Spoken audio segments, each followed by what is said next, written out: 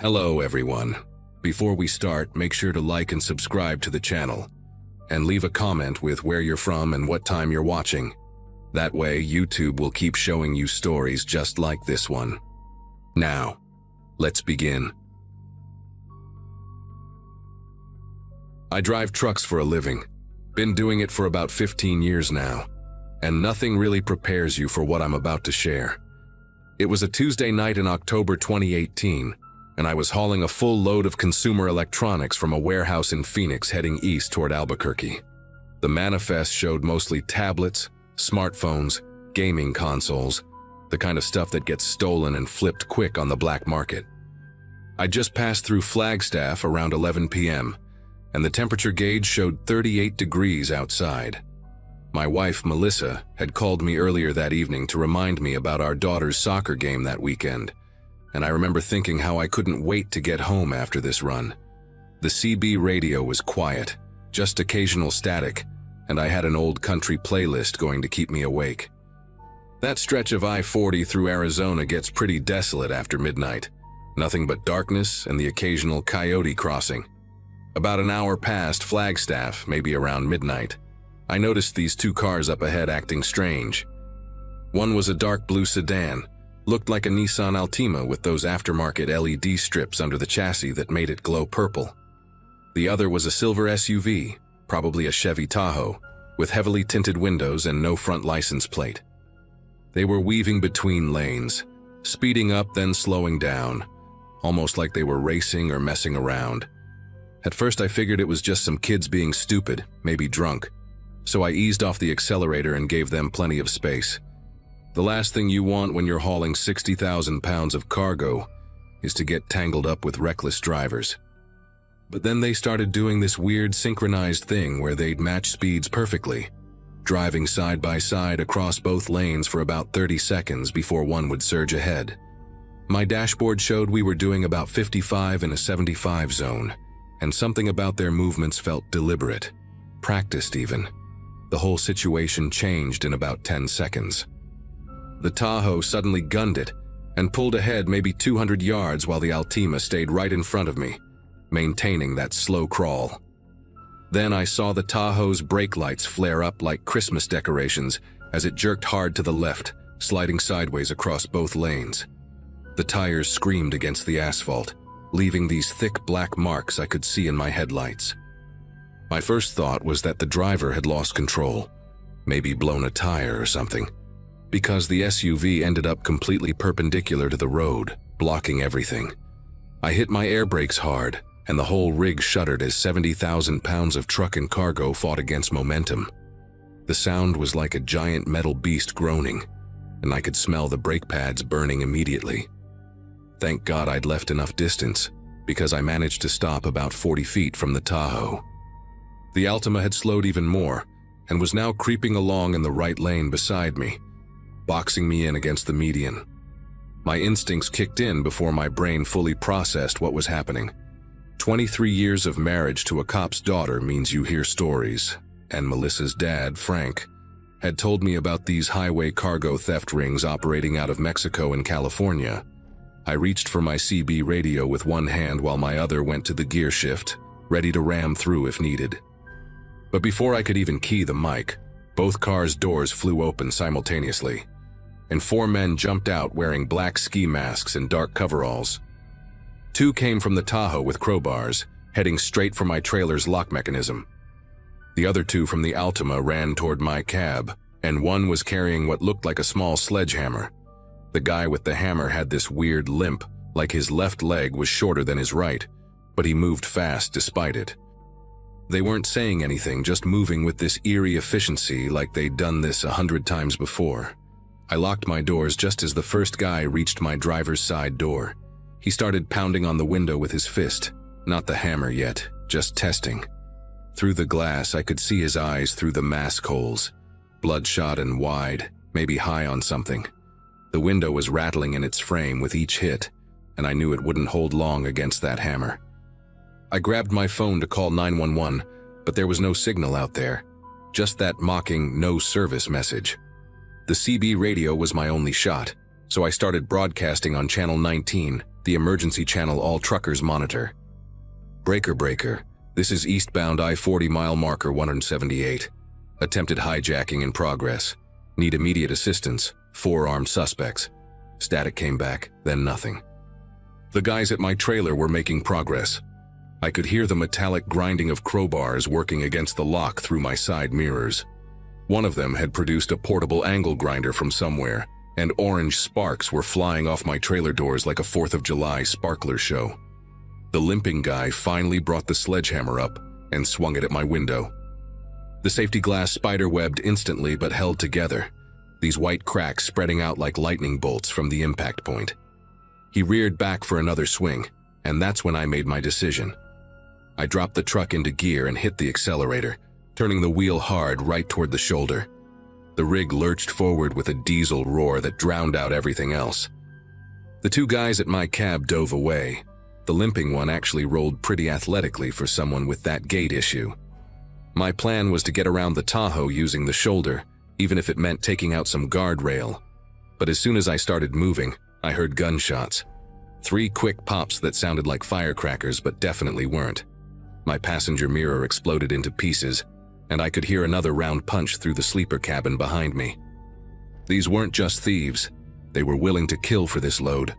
I floored it, and the big Peterbilt 579 responded like an angry bull. The speedometer climbed past 40, 50, approaching 60 as I aimed for the narrow gap between the Tahoe and the concrete median barrier. At the last second, the masked men scattered like roaches when you turn on a kitchen light. The one who'd been shooting, a tall, skinny guy from the Tahoe, actually dropped his pistol and had to scramble back for it. My truck's front bumper clipped the Tahoe's rear end with this horrible shrieking of metal on metal, spinning it about 90 degrees and shoving it into the median. The impact jolted me hard against my seatbelt, and my coffee thermos went flying, spilling lukewarm coffee all over the dash. But I was through, back on open highway, and I kept my foot planted on that accelerator. In my remaining mirror, I could see them running back to their vehicles, the limping guy moving with surprising speed despite his handicap. The Altima's engine roared to life first, its purple underglow creating this surreal streak of color against the dark asphalt as it gave chase. For about 3 miles, it was just me and that Altima in the strangest race of my life. They stayed about 50 yards behind me, matching my speed at around 75, which was pushing it hard for a loaded rig on that stretch. Every time the road curved, I could feel the trailer wanting to swing wide, the cargo shifting inside with these deep metallic groans. Then I saw it, a sight that nearly made me weep with relief. Red and blue lights appeared in my mirror, coming up fast from behind the Altima. Not just 1 patrol car, but 3, plus what looked like an unmarked detective vehicle. The Altima immediately hit its brakes and tried to take an emergency vehicle turnaround, but the cops were ready for that move. 2 units followed while the others continued toward me. Later, I found out that another trucker about 10 miles behind me had heard my CB call and had enough signal to phone it in. Doug Brennan was his name, hauling produce from California, and I still send him a Christmas card every year for saving my life that night. The cops had me pull over at the next mile marker, and I sat there shaking while they checked on me. The officer who approached my cab was a young woman, couldn't have been more than 25, with this thick Boston accent that seemed completely out of place in Arizona. Officer Kathleen Murphy, badge number 4417. Funny how you remember certain details when you're in shock. She had me step out of the cab slowly, and that's when I saw the damage. Beyond the missing mirror and the bullet holes, there were pry marks all along my trailer where they'd been working on the lock. The angle grinder had cut about halfway through the thick steel before I'd driven off. Officer Murphy said they'd been tracking this crew for 6 months, hitting truckers carrying electronics between Phoenix and Albuquerque. They specifically targeted solo drivers on Tuesday and Wednesday nights when traffic was lightest. The limping guy, she told me, was actually the ringleader, a former dock worker who'd injured his leg in a forklift accident and knew exactly which shipments were worth hitting. They caught 3 of the 4 that night. The Altima passengers gave up pretty quick once the spike strips shredded their tires, but the limping guy somehow vanished into the desert. The cops found the Tahoe abandoned about 2 miles from where everything went down. Still had my truck's paint on its bumper and everything. The 3 they arrested were all from the same crew out of Bakersfield, with records for armed robbery and interstate cargo theft. During the investigation, they found a whole notebook in the Altima with detailed information about trucking routes, shipping schedules, even driver names and habits. My run was marked with a red star, and the note, "Electronics shipment, single driver, no team. Vulnerable at mile 175-180. Turned out they had someone at the Phoenix warehouse feeding them information. A night shift supervisor named Glenn Howard, who'd been selling shipment details for $500 a pop. The FBI got involved because of the interstate nature of it all, and I had to testify at the trial 8 months later. The company gave me 2 weeks paid leave after that night, but honestly, getting back in the truck was harder than I expected. For the first month back, every time I saw 2 cars driving together at night, my chest would tighten up and I'd start sweating through my shirt.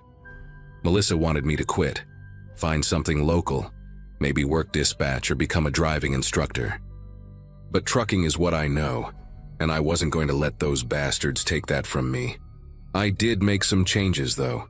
Started carrying a legal tire thumper that doubles as a pretty solid defensive tool, installed better locks on my trailer, and now I always check in with dispatch every hour when doing night runs. The company also started sending high-value electronics shipments with team drivers only, and they vary the routes randomly. That warehouse supervisor, Glenn Howard, got 7 years federal time for his part in it. The 3 they caught that night got 15 to 20 for armed robbery and conspiracy. The limping guy, though, he's still out there somewhere, and that keeps me sharp every single run. It's been 5 years now since that night on I-40, and I still drive that same stretch regularly. Every time I pass mile marker 178, I can see those black skid marks from the Tahoe, though they're fading more each year from sun and weather. Sometimes other truckers will get on the CB around that area and ask if I'm the guy from the blockade incident. Word travels in our community. I always tell them the same thing. Trust your gut, maintain your distance, and never assume you're alone out there even when it looks empty. The investigation revealed that crew had successfully hit 11 trucks before they tried for mine, stealing over $3 million in merchandise. Those drivers all said the same thing. It happened so fast they barely had time to react. The only reason I managed to get away was because I'd been paranoid about their synchronized driving for that extra mile before they made their move. That 30 seconds of suspicion probably saved my life, definitely saved the cargo, and helped take down a major theft ring. Though I heard from Officer Murphy last year that similar crews are popping up again, using the same tactics but with motorcycles instead of cars. So yeah, I still drive nights, still haul valuable loads, but now I watch everything and everyone like my life depends on it, because it actually might.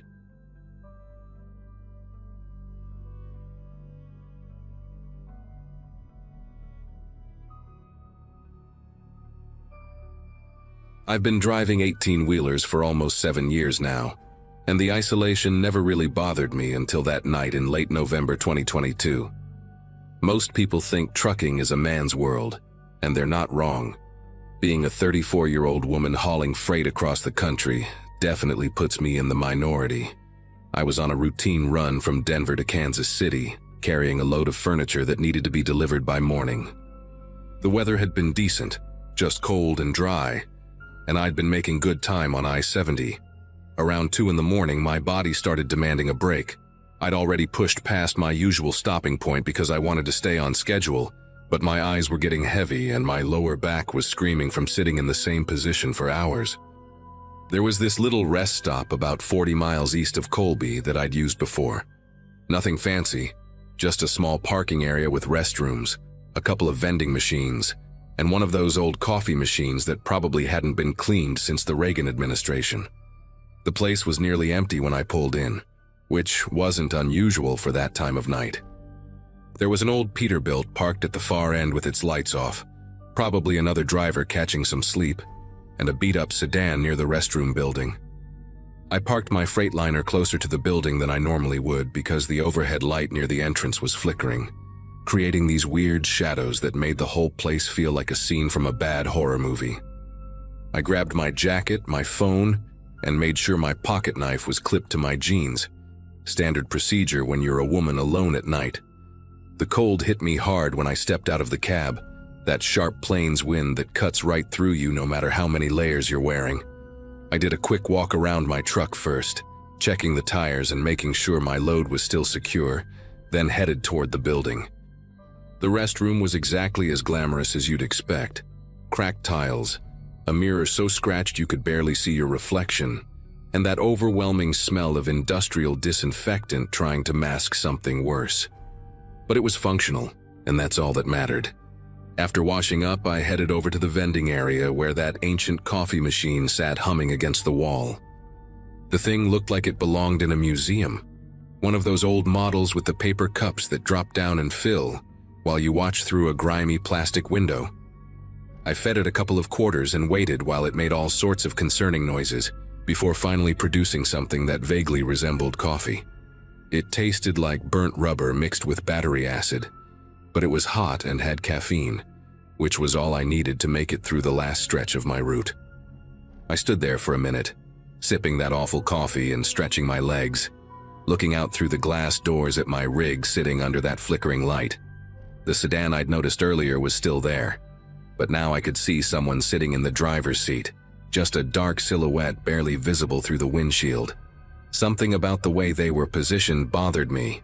Too still, too focused on the building entrance.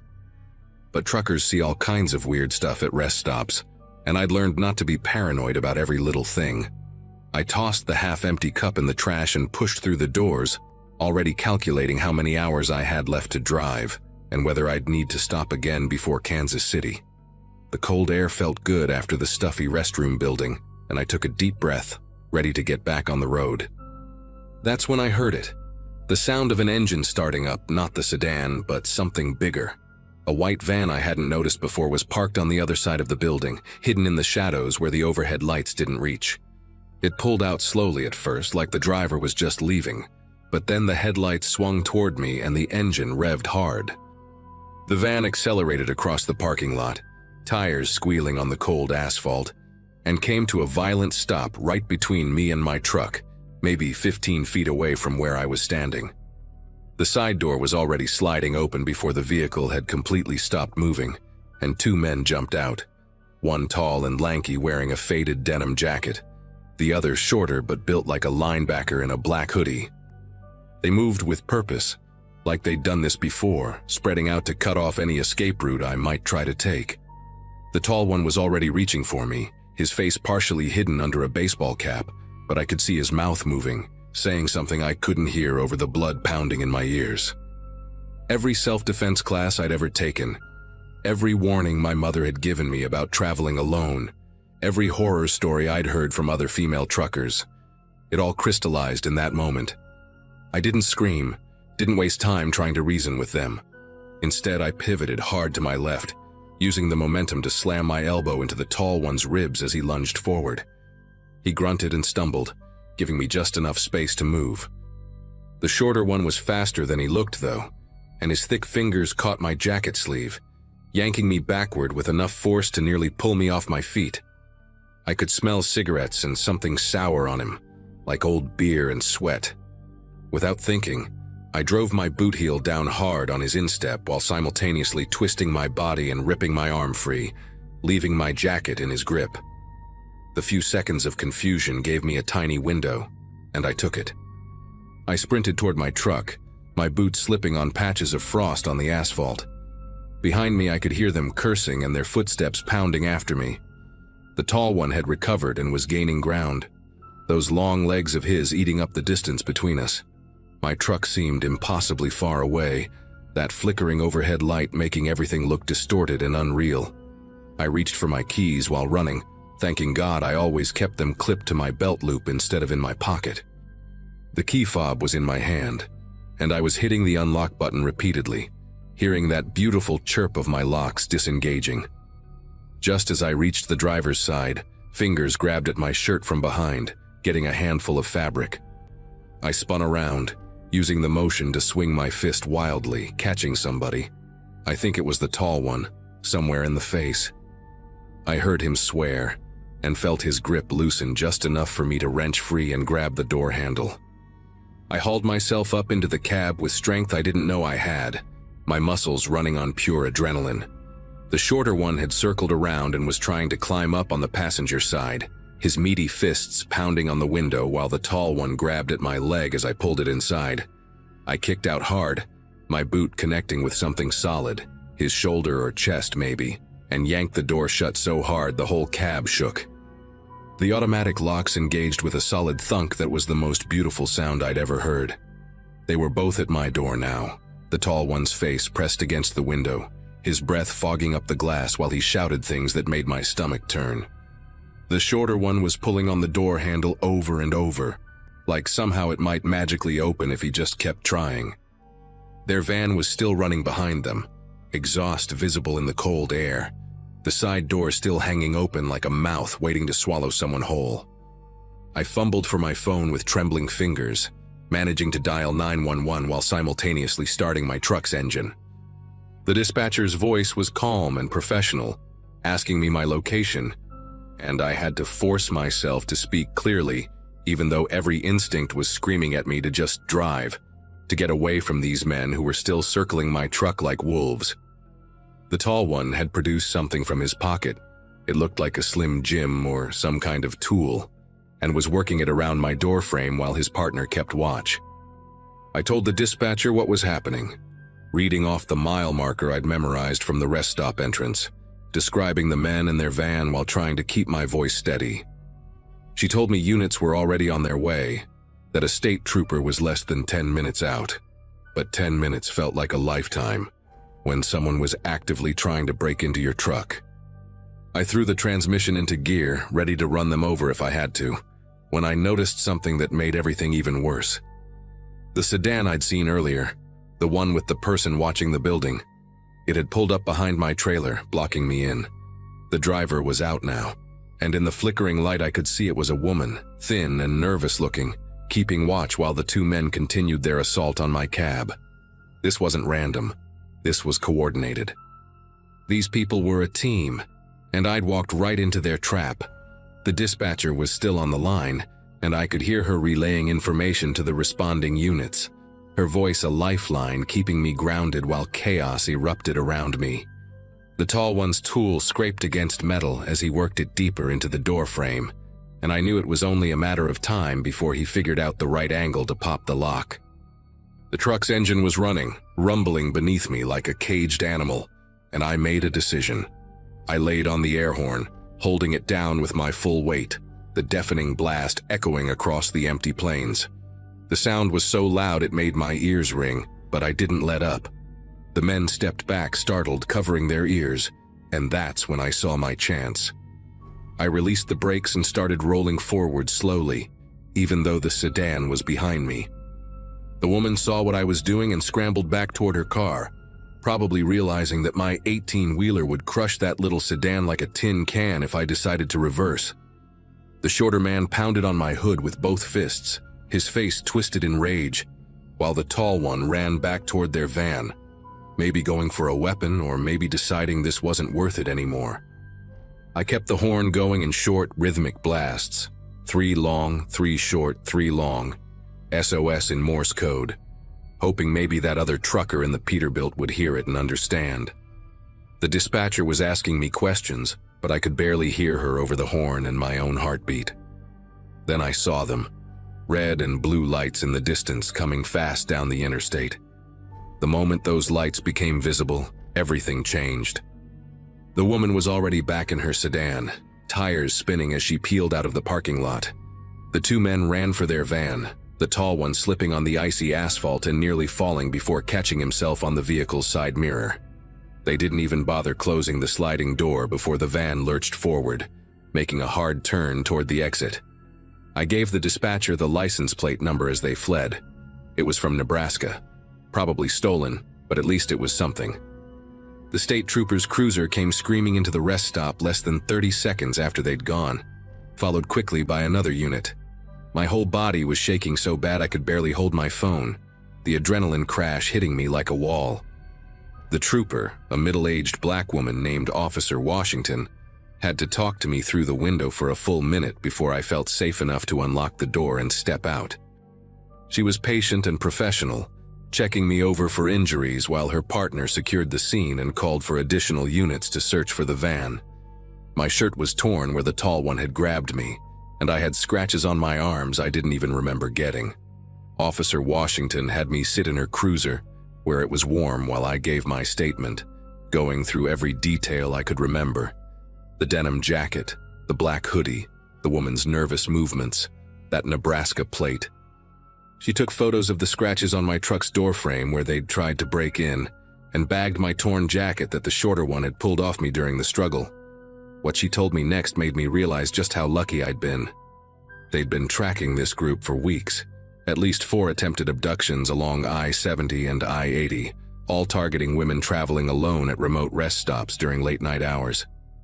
2 women were still missing. The method was always the same. The woman would arrive first in the sedan, acting as a spotter, identifying potential victims and making sure there weren't too many witnesses around. Once she gave the signal, the van would move in for the grab. They'd gotten sloppy with me, though, maybe because I was in a truck and they thought I'd be an easy mark once I was out in the open, or maybe because they were getting desperate. Officer Washington said my fight, and the noise I made probably saved my life. Most victims had been grabbed before they could react, pulled into that van and gone before anyone knew what had happened. She kept me there for another 2 hours, going through mugshots on her laptop, coordinating with other departments, making sure I was okay to drive. By the time she finally cleared me to leave, the sun was starting to come up, painting the Kansas plains in shades of orange and pink. I made my delivery 6 hours late, my hands still trembling slightly as I signed the paperwork. The client complained about the delay until they saw the police report number I handed them along with their invoice. They caught them 3 days later at a rest stop near North Platte, trying the same thing with another woman who'd thankfully seen the news report about my encounter and immediately locked herself in her car and called 911. The woman with the sedan turned out to be the girlfriend of the tall one, Nancy Garrett, a former nursing student who'd lost her license for stealing drugs.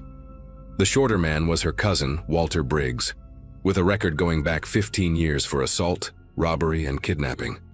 The tall one, her boyfriend James Lawson, was the worst of them, connected to human trafficking rings operating across 3 states. I had to testify at their trial 8 months later, sitting in that courtroom and looking at them again, this time in orange jumpsuits and shackles. Nancy got 12 years, Walter got 20, and James got life without parole. They found one of the missing women because of evidence in that van, alive but barely, locked in a basement in Iowa. The other woman was never found. I still drive trucks, still make that Denver to Kansas City run sometimes, but I've never stopped at that rest area again. I installed extra locks on my cab doors and started carrying pepper spray alongside my knife. Some nights when I'm driving alone and see a white van in my mirrors, my chest gets tight, and I have to remind myself to breathe. But I won't let them take this job from me. This is my life, my freedom, and I'll be damned if I let 3 pieces of garbage make me afraid of the open road.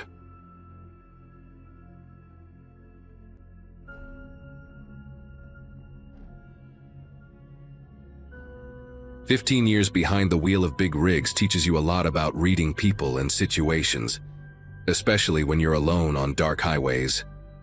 That September night in 2017, my old Kenworth was loaded with electronics heading for Newark, grinding along Route 80 through Pennsylvania. The divorce papers were fresh in my glove compartment, signed just that week, and honestly, the endless stretch of asphalt was the only therapy I needed. Just me, 60,000 pounds of cargo, and the steady rumble of the diesel keeping me company through the darkness. Night driving had always been my preference anyway. Fewer idiots on the road, better delivery times, and something almost meditative about watching mile markers disappear while the rest of the world slept. Must have stopped at that Clarion truck stop 50 times over the years. Always the same routine: fuel up, grab coffee, check the load, keep moving. The fuel needle was kissing empty when I finally pulled off the highway around 2 a.m., and my kidneys were screaming after 6 hours straight in the driver's seat. The lot was dead quiet for a Thursday night. Maybe 5 or 6 trucks scattered around, all dark except for the soft glow of sleeper cab lights here and there. The overhead fluorescents at the diesel pumps kept flickering and buzzing, making everything look like it was underwater, shadows jumping around in ways that made no sense. That's when I noticed him. This figure standing about 20 feet from the pumps, just barely inside the edge of the light, holding what looked like a piece of cardboard. He wasn't pacing or waving at trucks like hitchhikers usually do. Wasn't even moving at all, really. Just standing there like a statue, wearing this thick canvas work jacket that must have been suffocating in the humid September air. His sign just said, "East" in black marker. Nothing else, no destination, no plea for help, just that one word. My first instinct was to ignore him completely, just fuel up and get back on the road. But something about how still he was standing there got under my skin in a weird way. While the diesel pump clicked away, filling my tanks, I kept glancing at him through my side mirror. The guy never shifted his weight, never looked at other trucks pulling in, just kept staring straight ahead at nothing in particular. His face was hard to make out in the bad lighting, but I could tell he was maybe mid-40s, clean-shaven, with this peculiar scar that ran from his left eyebrow down to his cheekbone, pale and thick like a worm. When the pump finally clicked off, I was putting the nozzle back when he started walking toward me. Not rushed, but purposeful, like he'd been waiting specifically for me to finish. His boots made no sound on the concrete, which seemed impossible given how heavy they looked. "Need a ride east," he said when he got close enough, and his voice had this flat quality to it, like someone reading lines they'd memorized but didn't understand. Up close, I could see his eyes were this washed-out gray color, barely any pupil visible, and he had this habit of not blinking that made maintaining eye contact uncomfortable as hell. The jacket he wore had old stains on it, dark patches that could have been oil or something else, and it smelled like copper pennies mixed with diesel exhaust. I told him I was only going as far as Brookville, maybe 40 miles up the road, figuring that would discourage him since most hitchhikers want longer hauls. But he just nodded once, said, "That works," and started walking toward the passenger side of my cab without waiting for me to actually agree to anything. Something in my gut twisted up tight, every instinct telling me to just drive away, leave him standing there. But I'd given rides before, plenty of times, and what kind of person would I be leaving someone stranded at 2 a.m.? He climbed up into the cab with surprising agility for someone wearing such heavy boots, settling into the passenger seat like he belonged there. The interior light stayed on for those few seconds while the door was open, and I got a better look at his hands. They were completely hairless, even on the knuckles, with fingernails filed down to nothing and skin that looked almost waxy under the dome light. He didn't have any bag or belongings with him, which struck me as odd for someone hitchhiking long distance. As I pulled out of the truck stop and merged back onto the highway, he sat there perfectly straight, not leaning back against the seat, hands placed flat on his thighs like he was posing for a photograph.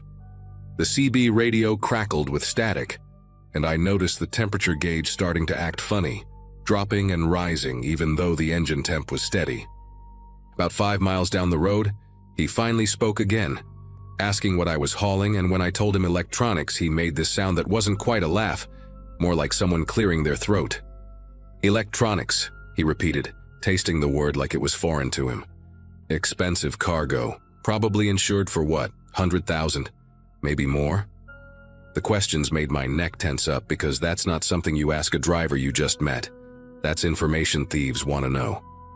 Then he asked if I had a regular route, if I always drove alone, if anyone was tracking my progress tonight. Each question came out in that same flat tone, no emotion behind it, like he was checking boxes on some mental list. The way he never looked at me while talking, just stared straight ahead at the dark highway, made the whole conversation feel like an interrogation. I kept my answers vague, lied about having to check in with dispatch every hour, mentioned my cousin was meeting me in Brookville to take over the driving. He nodded at each lie like he knew exactly what I was doing, and then asked if I had any weapons in the truck, said it just like that, casual as asking about the weather. My mouth went dry as sand, and I gripped the steering wheel hard enough to make my knuckles ache. Told him I had a tire iron under the seat. Nothing more, even though my .38 was sitting in the sleeper compartment right behind us. He made that throat-clearing sound again and shifted slightly in his seat, the first real movement he'd made since getting in. That's when I noticed his reflection in the passenger window wasn't matching his movements quite right, like there was a half-second delay between what he did and what the glass showed. "Tire iron," he said slowly, like he was filing that information away. "Useful tool. Can open a skull like a coconut if you hit it right." The casual way he said it, like discussing a recipe or sports score, made my chest tighten up. We passed a sign saying Brookville was 25 miles ahead, and I started calculating if I could make it that far. Started thinking about pulling into the next well-lit area and making up some excuse about engine trouble. Then he reached into his jacket pocket slow and deliberate, and I tensed up ready to grab for my pistol if needed. But he pulled out this old flip phone, the kind nobody uses anymore, and started pressing buttons without actually calling anyone. The screen wasn't even lit up, but he held it to his ear and started talking to nobody, giving someone directions to our exact location, describing my truck down to the license plate number I hadn't told him. "Blue Kenworth, Pennsylvania plates, driver's about 6 foot, heavy set, wearing a Steelers cap," he said into the dead phone. And I wasn't wearing a Steelers cap, had never owned one. But when I glanced at my reflection in the rearview mirror, there it was, sitting on my head like it had always been there. My actual John Deere cap was nowhere to be seen. He continued his fake conversation, mentioned the mile marker we'd just passed, said 15 minutes, and closed the phone with a snap that sounded like breaking bones. The next 10 miles felt like 100, every shadow on the side of the road looking like another person waiting. Every set of headlights in my mirrors seeming to follow too close for too long. He'd gone back to sitting statue still, but now he was humming something tuneless under his breath. Just 3 notes repeated over and over, and the sound was drilling into my brain like a dentist's tool. I kept checking the clock on the dashboard, watching those 15 minutes count down, wondering what would happen when they hit 0. At 12 minutes, I saw an exit coming up with a gas station sign, one of those bright Shell stations that's always busy, and I made a split-second decision to pull off, started flipping my turn signal. "No," he said, not loud but firm, and his hand moved to rest on the gear shifter between us, not grabbing it but just placing his palm on top like a warning. "Brookville. You said Brookville." His fingers were ice cold even through my thermal glove when they brushed against my hand, cold like they'd been soaking in freezer water. I pushed his hand away and yanked the wheel toward the exit anyway, but the truck wouldn't respond right, like the steering column had locked up. The exit ramp flew past while I fought with the wheel, the truck staying perfectly in its lane like it was on rails. "Mechanical problems," he said in that flat voice. Not a question, but a statement. "Happens sometimes with these older models. Steering just gives out. But I knew my truck, knew every sound and shake it made, and this wasn't mechanical failure. The wheel was turning fine. The truck just wasn't listening to it. The speedometer showed we were doing exactly 55, but looking out the window, the trees were flying by like we were doing 90. My GPS started recalculating constantly, the little voice saying, rerouting, over and over until I switched it off. Then I saw them in the mirror, 2 sets of headlights that had been pacing us for the last 5 miles, keeping perfect distance, never falling back or getting closer. He must have noticed me looking because he said, "Friends of yours?" and made that not quite laugh sound again. That's when I decided to hell with it all and reached back for my pistol, figuring whatever happened next couldn't be worse than what they had planned. But my hand hit empty air.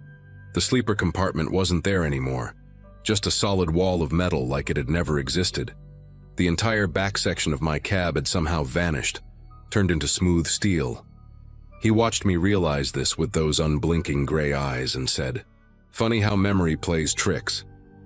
You sure you ever had a sleeper back there?" The Brookville exit sign appeared in my headlights, and without me touching anything, the truck started slowing down, the turn signal clicking on by itself.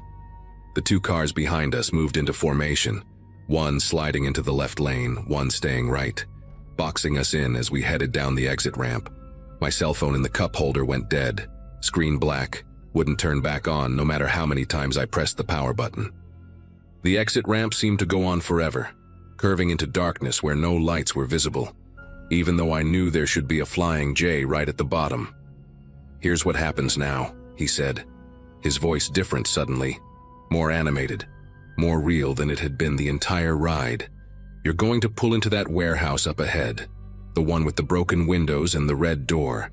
You're going to back your trailer up to loading dock 3. Some people are going to unload your cargo, take about 20 minutes. Then you're going to drive away and forget this ever happened. You won't call the police, won't file an insurance claim, won't even remember what I look like by morning."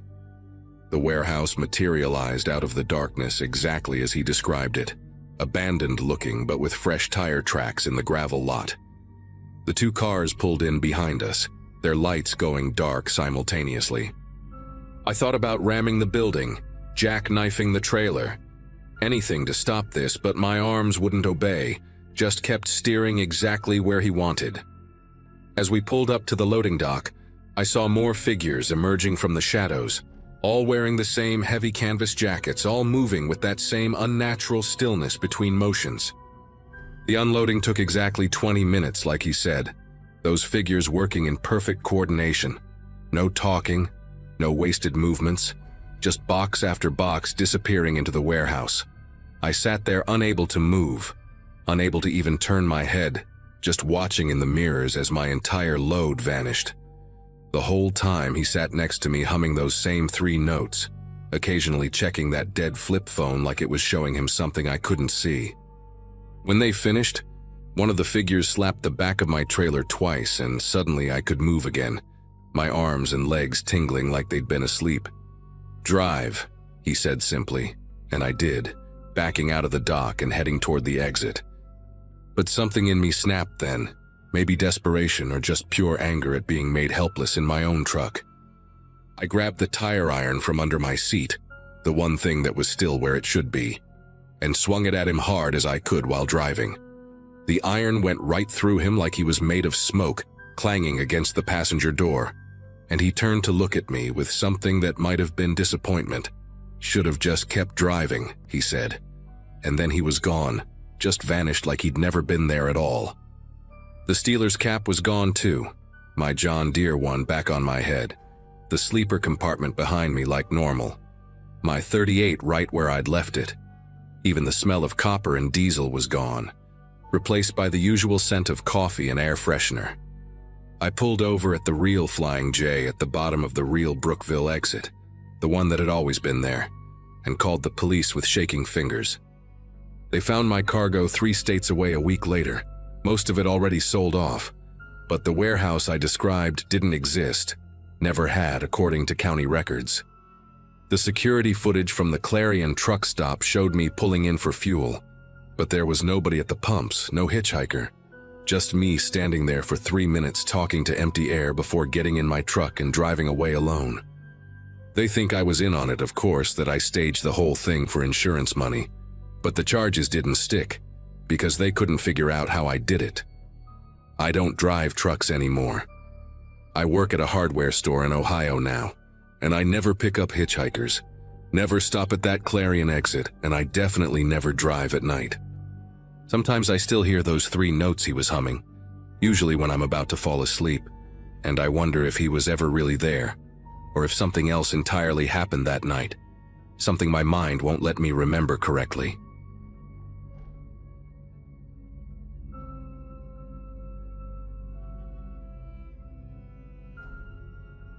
The night everything went sideways, I was hauling 40,000 pounds of packaged foods from Nevada down to Houston in my beat-up Kenworth. 8 years of driving trucks had taught me plenty about reading dangerous situations, and at 34, I was one of maybe a dozen female long-haul drivers who regularly worked that brutal desert corridor. It was August 2015, and the heat was absolutely punishing even after dark, making the asphalt shimmer like water under my headlights. My rig was this faded blue beast that I'd bought at auction and rebuilt myself, the paint job so weathered, it turned purple under fluorescent lights. I'd been wrestling the wheel for 14 hours straight, my shoulders screaming and my eyes burning from the glare of oncoming traffic, when I finally decided to stop at this enormous truck stop just outside Amarillo. The place was massive, one of those complexes with 50-some fuel pumps, a full-service diner that claimed to have the best chicken fried steak in Texas, hot showers that actually had decent water pressure, and a convenience store that never closed its doors. I always remembered this particular stop because the main neon sign had been broken for years, displaying Fuel Center instead of Fuel Center, which never failed to make me smile despite my exhaustion. When I pulled in around 12:30 that morning, the lot was packed with way more trucks than usual for that time of night. At least 30 big rigs were scattered across the cracked asphalt, engines idling in a constant low hum that mixed with the buzz of insects drawn to the overhead lights. I maneuvered into a spot on the eastern edge of the lot, strategic enough to keep the building in sight, but far enough from other trucks to give me room to pull out fast if necessary, a habit every female driver develops after enough close calls at rest stops. After pumping diesel and grabbing what had to be the most disgusting cup of coffee ever brewed, imagine burnt motor oil mixed with chalk, I climbed back into my cab to deal with the electronic logging system and maintenance reports the company demanded every single night. The dome light in my cab created this isolated yellow glow against the darkness outside, and I had my driver's side window cracked about 2 inches to let some air circulate, because even at night the temperature was still hovering around 90 degrees. I was typing notes into my tablet about a slow leak in the rear passenger side tire, and documenting that strange, grinding noise the transmission had started making near El Paso, when I heard footsteps crunching through the gravel right beside my door. The knocking came soft at first, almost polite, 3 gentle taps that barely registered over the idling engines around me. Through my side mirror, I could see a woman standing there, maybe mid-20s, wearing this oversized gray hoodie despite the heat and jeans that looked too clean for someone who'd been dealing with car trouble. Her blonde hair was pulled back in a messy bun, and she had these huge hoop earrings that caught the light from the parking lot's sodium lamps. Something about her posture seemed rehearsed, like an actress who'd memorized her blocking, but hadn't quite nailed the performance yet. She knocked again, harder this time, and called out in this high, sweet voice that carried a slight southern drawl, saying her car had broken down about a quarter mile up the road, and her phone was dead, and could I please help her call someone. The way she emphasized certain words felt calculated, like she was trying too hard to sound distressed without actually being distressed. Her hand stayed visible the whole time, pressed against my door like she wanted me to see she wasn't holding anything dangerous. I kept the door locked and rolled my window down another inch, just enough to talk without giving her any way to reach inside. From this angle, I could see more details. Her makeup was perfect, not a smudge of mascara despite claiming she'd walked here in the dark from a breakdown, and her white sneakers were pristine, not a speck of dust on them. She started rambling about how scared she was, alone out here at night, how she'd seen my cab light on and figured another woman would understand and help her out, wouldn't leave her stranded in such a dangerous place. But while she was talking, her eyes kept darting to something beyond my truck, toward the back corner of the lot where the lights didn't quite reach. I adjusted my passenger mirror to get a better view, and that's when I saw them. 2 men standing by a dark sedan parked between 2 semi-trailers, maybe 60 yards away, just standing there perfectly still, watching us. One was tall and skinny, wearing what looked like a baseball cap, and the other was shorter, stockier, hands in his pockets, both of them positioned where they could move fast if they needed to. My heart started hammering so hard I could hear it in my ears, but I forced myself to stay calm and keep my face neutral. I told the woman I'd be happy to call someone for her from inside the truck stop, that she should go wait by the main entrance where it was well lit, and there were security cameras. She immediately switched tactics, her voice dropping the sweet act and becoming more insistent, saying she couldn't walk anymore because her ankle was twisted, that she really needed to sit down. Couldn't I just open the door and let her use my phone for one quick call? Her right hand moved to the door handle and gave it a testing pull while her left hand pressed flat against the window, leaving greasy fingerprints on the glass. That's when I noticed her nails, professionally done, these elaborate acrylic tips with tiny rhinestones. Definitely not the nails of someone who'd been struggling with a broken-down car on the side of the highway. She was getting agitated now, her voice rising, saying I was being paranoid and cruel, that women should help each other out, that she couldn't believe I was going to leave her out here alone when those creepy truckers inside had been making comments about her earlier. The two men had started moving, slowly walking toward my truck from different angles, trying to make it look casual but clearly coordinating their approach. The taller one was coming up along the passenger side while the shorter one circled wide to come up behind the trailer, probably thinking I couldn't see him in my mirrors. I reached over and grabbed my phone, making sure the woman could see me dialing, and loudly said I was calling 911 to report a stranded motorist who needed assistance. The change in her expression was instant. The fake desperation vanished and was replaced by this cold fury that made her look like a completely different person. She stepped back from the door and whistled, one sharp note that cut through the night air, and both men stopped in their tracks. Without another word, she turned and walked quickly toward the dark sedan, her supposed twisted ankle mysteriously healed. The men followed her, and within 30 seconds they were peeling out of the lot, tires squealing as they hit the access road. I sat there for probably 5 minutes, just shaking and trying to process what had almost happened. My shirt was soaked through with sweat that had nothing to do with the August heat, and I realized I'd been gripping my phone so tight that my knuckles were white and my fingers were cramping. Part of me wanted to just start driving, get the hell out of there and put miles between me and that place, but I knew I needed to report this before they tried it on someone else. I climbed down from my cab on wobbly legs and walked into the truck stop, heading straight for the counter where a kid who couldn't have been older than 20 was working the night shift. His name tag said Bradley, and he had this terrible attempt at a mustache and acne scars across both cheeks. When I told him what happened, his eyes went wide and he immediately called his manager over. This older woman named Dottie, who'd probably been working truck stops since before I was born. She had silver hair and a tight bun and arms like a linebacker, and she listened to my story while pulling up security footage on a monitor behind the counter. Dottie's face went pale when she saw the footage, and she immediately called the state police while making a copy of the video files. Turns out this wasn't the first attempt. She told me they'd had 3 similar incidents in the past month, always late at night, always targeting solo drivers, especially women or elderly men. The woman with the blonde hair had been spotted each time, but she used different stories. Sometimes it was car trouble, sometimes she'd lost her wallet. Once she claimed she was escaping from an abusive boyfriend.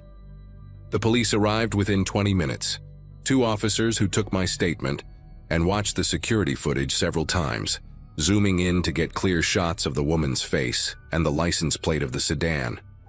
They told me I'd done exactly the right thing by not opening my door, that 2 drivers had been robbed at knife point in similar setups at other stops along the interstate, and 1 elderly man had been beaten badly enough to need hospitalization when he'd tried to help what he thought was a stranded young mother with a baby. The officer, a sergeant named Ramirez with graying temples and a thick accent I couldn't quite place, showed me photos on his tablet of items recovered from one of the robbery scenes.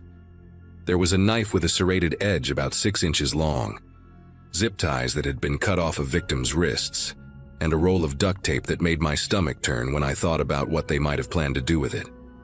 He said the woman was known to them only as Candy, from one victim who'd overheard the men use that name, though it was obviously fake, and they suspected the group was working their way along Interstate 40, hitting different truck stops every few weeks before moving on to avoid getting caught.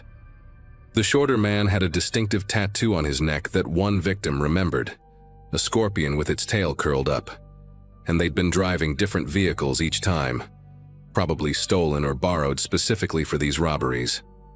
Ramirez gave me his card and said a detective would follow up with me in a few days, that I might need to identify them in a lineup if they were caught, and he strongly suggested I consider carrying pepper spray or some other legal form of protection. After the police left, Dottie insisted on walking me back to my truck, this tough old woman marching beside me with a baseball bat she kept behind the counter, her eyes scanning the lot like a guard dog protecting its territory. She told me she'd been working that truck stop for 18 years, and had seen all kinds of bad situations. But something about this crew particularly bothered her, because they were getting bolder and more aggressive with each attempt. Before I climbed back into my cab, she grabbed my arm and told me to wait while she called over 2 other drivers she knew, regulars named Bill and Antoine, who often ran the same routes I did. They agreed to convoy with me for the next 100 miles until we reached a bigger city where I'd feel safer. And I've never been more grateful for the unspoken brotherhood among truckers who look out for each other. Bill drove an old International with Christmas lights strung around his cab year-round, and Antoine had this gorgeous black Western Star with chrome everything, and seeing them pull out ahead and behind me like protective escorts made me finally start breathing normally again. We drove through the rest of that night and into the morning, keeping a steady pace and checking in with each other on the CB every 30 minutes or so. Bill kept making these terrible jokes to keep my spirits up. Stuff about how that woman probably needed the money for acting lessons because her performance was garbage, while Antoine shared stories about close calls he'd had over his 20 years on the road. Around dawn, we stopped at a well-lit Love's truck stop near Oklahoma City, where they both insisted on checking my truck for any tracking devices the criminals might have stuck on it while I was distracted. Apparently, that was becoming a common tactic to follow victims to more isolated locations. They didn't find anything, but the fact that they thought to look showed just how sophisticated these robbery crews were becoming. Before we parted ways, Antoine gave me a small canister of bear spray he kept in his cab. Technically illegal to use on humans, but better than nothing. And Bill programmed his personal cell number into my phone with strict instructions to call if I ever felt unsafe at a stop again. I made it to Houston without any other incidents and delivered my load on schedule, but that night changed how I approach my job forever. Now I never work on paperwork with my cab light on at night. I use a small red flashlight that doesn't broadcast my location to everyone in the parking lot. I installed better locks on my doors and a security camera system that records everything around my truck, uploading to the cloud in case something happens to the physical equipment. I joined an online network of female truckers, where we share real-time updates about dangerous stops and suspicious situations, and I've helped 4 other women avoid similar setups by warning them about specific locations and tactics. About 6 months later, I got a call from that detective saying they'd arrested the crew in New Mexico after they'd tried the same scam on an off-duty cop who was driving his personal vehicle. The woman, whose real name turned out to be Ashley Donovan, got 7 years, and the 2 men got 12 each because of the weapons charges. But here's what still bothers me. During the trial, it came out that they'd successfully robbed at least 15 drivers before they were caught, and Ashley testified that they specifically targeted women drivers because, in her words, they're more likely to want to help another woman in distress. That feeling of betrayal, of having someone weaponize the instinct to help each other, that's what stays with me more than the fear.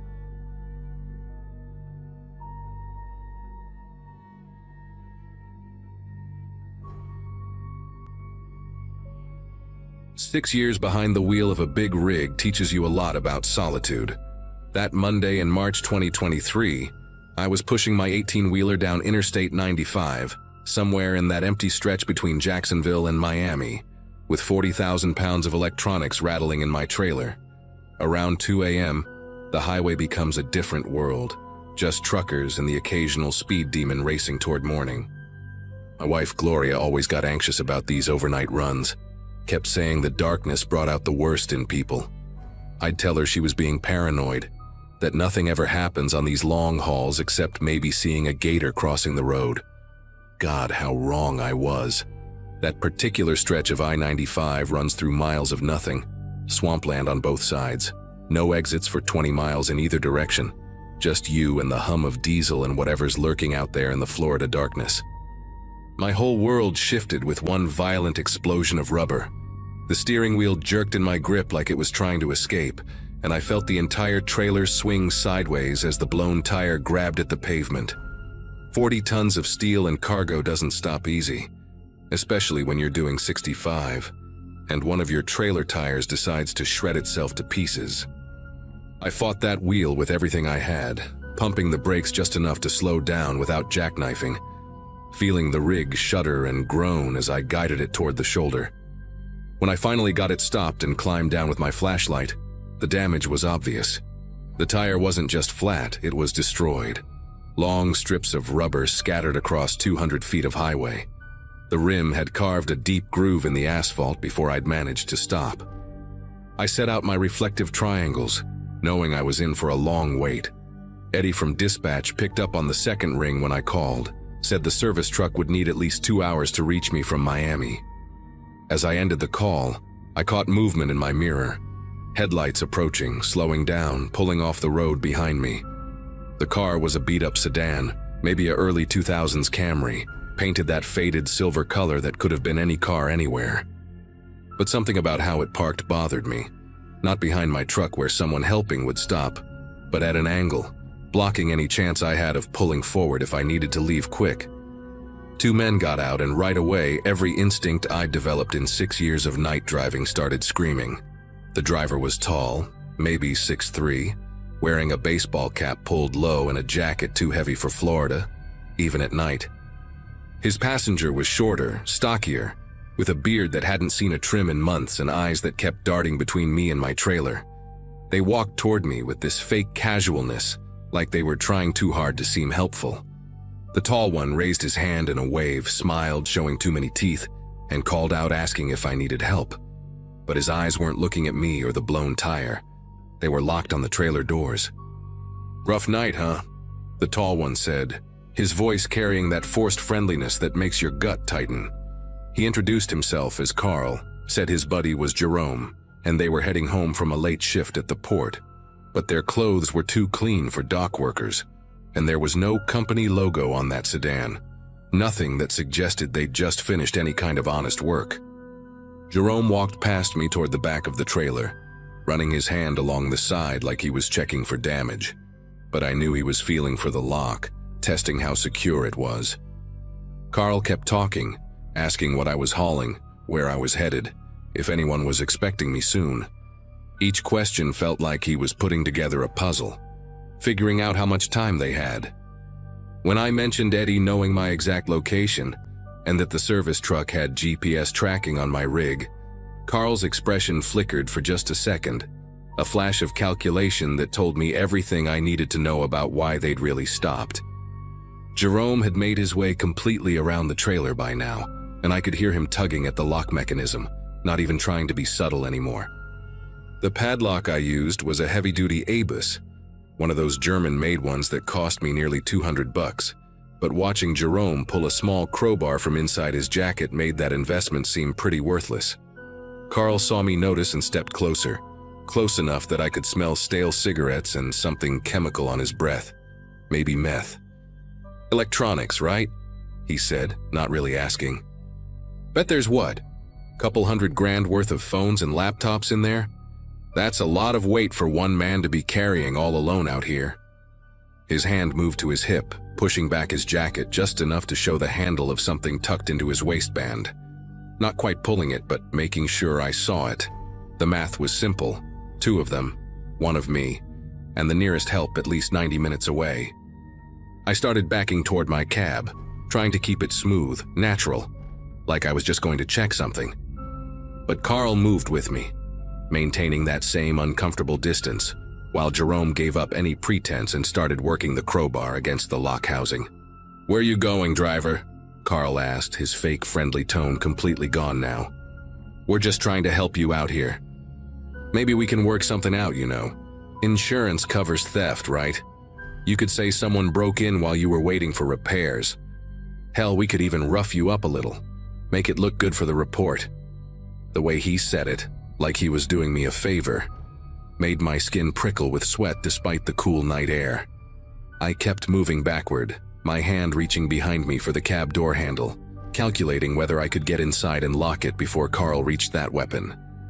Jerome had given up on the lock and was now examining the door hinges, and I realized with a sick feeling that they'd done this before, probably many times. My fingers found the door handle just as Carl lunged forward. I yanked it open and threw myself inside, slamming it shut as his fist connected with the window. The automatic locks engaged with a click that sounded like salvation. Carl's face pressed against the glass, no longer pretending to be anything but what he was, a predator who'd just lost his prey. He pulled out what I could now see was a Glock, tapping it against the window, almost playfully. "Bulletproof?" he asked, knowing damn well most truck windows aren't. But he didn't shoot.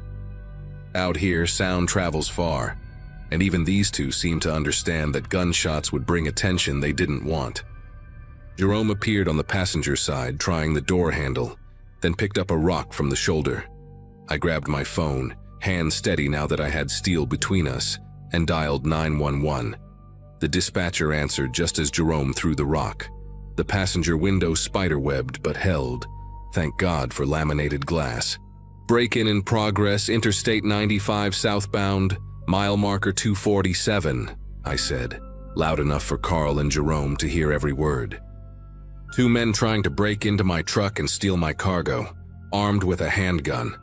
The dispatcher started asking questions, and I kept my voice clear and steady, describing Carl and Jerome, their sedan, reading off the license plate I'd memorized when they first pulled up. Carl's face changed as he realized I wasn't just calling for help. I was creating a record, evidence, turning them from anonymous thieves into wanted men with descriptions and a paper trail.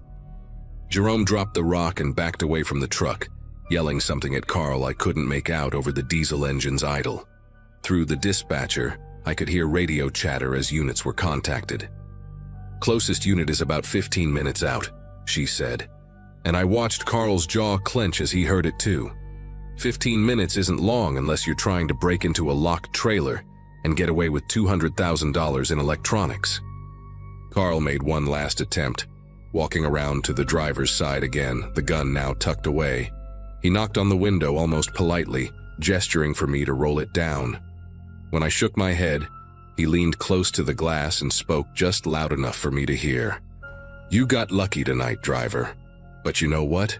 We know your truck number. We know what company you drive for. Trucks break down all the time on these empty stretches. Maybe next time you won't be so lucky." The threat hung in the air between us, and for a moment I actually considered whether reporting this was worth potentially becoming a target. But then I saw Jerome already heading back to their sedan, clearly not interested in being there when the cops arrived. Carl held my stare for another few seconds, memorizing my face the same way I'd memorized his, then slowly backed away. They didn't peel out or drive erratically. They just pulled back onto the highway and disappeared into the darkness, probably taking the next exit to disappear into the maze of back roads. I stayed on with the dispatcher until I saw the blue and red lights approaching from the north. 2 state troopers pulled up, both of them taking the situation seriously once they saw the damaged window and the marks on my trailer lock. Officer Daniels, a woman who looked like she'd seen every scam and scheme this highway had to offer, took my statement while her partner photographed everything. She told me I'd done everything right, stayed in the cab, called immediately, got good descriptions. "That license plate you gave us," she said, checking her tablet, "stolen from a parking lot in Orlando 3 days ago. These guys are professionals." She gave me her card, said a detective would follow up, but we both knew the chances of catching Carl and Jerome were slim. They'd probably already ditched the car and the plates. What stuck with me, though, was when she mentioned they'd had 4 similar incidents in the last month, all targeting trucks with electronic cargo, all along this same stretch of I-95. The service truck finally arrived about 20 minutes after the cops left, and I watched the mechanic change my tire while replaying everything in my head. He made small talk about how dangerous this stretch of road had gotten, mentioned he'd been called out to 3 suspicious breakdowns just that week. That detail made me wonder, were Carl and Jerome somehow causing the flats? It wouldn't be hard to scatter some debris on the road, wait for a truck to hit it, then follow at a distance until the driver pulled over. The mechanic, a guy named Luis who'd been doing this for 20 years, said he'd started carrying pepper spray after one call-out turned sketchy. By the time I got rolling again, it was nearly 5 a.m., and the sky was starting to lighten in the east. I made my delivery in Miami, but I couldn't stop checking my mirrors, looking for that silver sedan or any car that seemed to be following too close. The warehouse workers unloaded those electronics like any other day, completely unaware that their phones and laptops had almost ended up on the black market. I still drive that route, but everything's different now. Got myself a concealed carry permit the week after the incident, and I keep a loaded .38 in the cab, legal and registered. The company installed better locks on all their trailers, the kind that would take a lot more than a crowbar to break. But the biggest change is internal. That comfortable feeling of solitude I used to enjoy on night drives is gone, replaced by a constant vigilance that exhausts me more than the long hours ever did. Gloria was right about the darkness bringing out the worst in people. Sometimes I think about Carl's threat, wonder if he and Jerome are still out there, watching for truck number 4847 to break down again. The state police never caught them, and those incidents along I-95 continued for another 2 months before suddenly stopping. Maybe they got arrested for something else, or maybe they just moved their operations somewhere else. All I know is that every time I hear that telltale thump of a tire problem, my hand instinctively moves toward that 38, and I'm already scanning for the nearest exit, the closest place with lights and people, because I learned that night that on these empty highways, you're never really alone. And that's exactly the problem.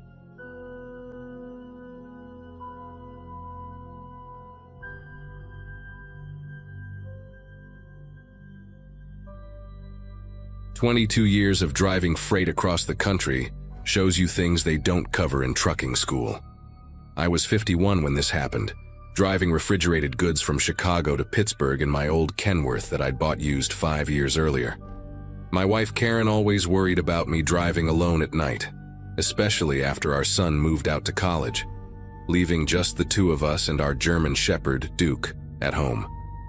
I'd been making the same run twice a month for nearly 3 years, knew every rest stop, every way station, every damn pothole on that route. That particular morning in early May, I'd left the distribution center around 2 a.m., hoping to beat the morning rush through the city. The weather was perfect, clear skies with just enough moonlight to see the farmland stretching out on both sides of the interstate.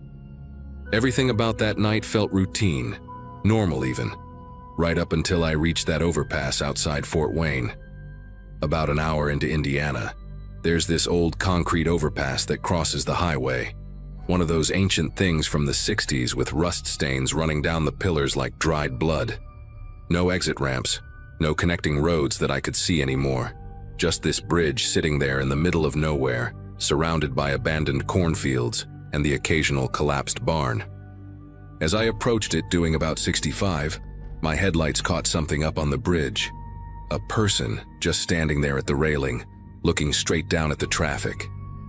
Now I'd seen people on overpasses before, usually kids throwing rocks or idiots taking pictures.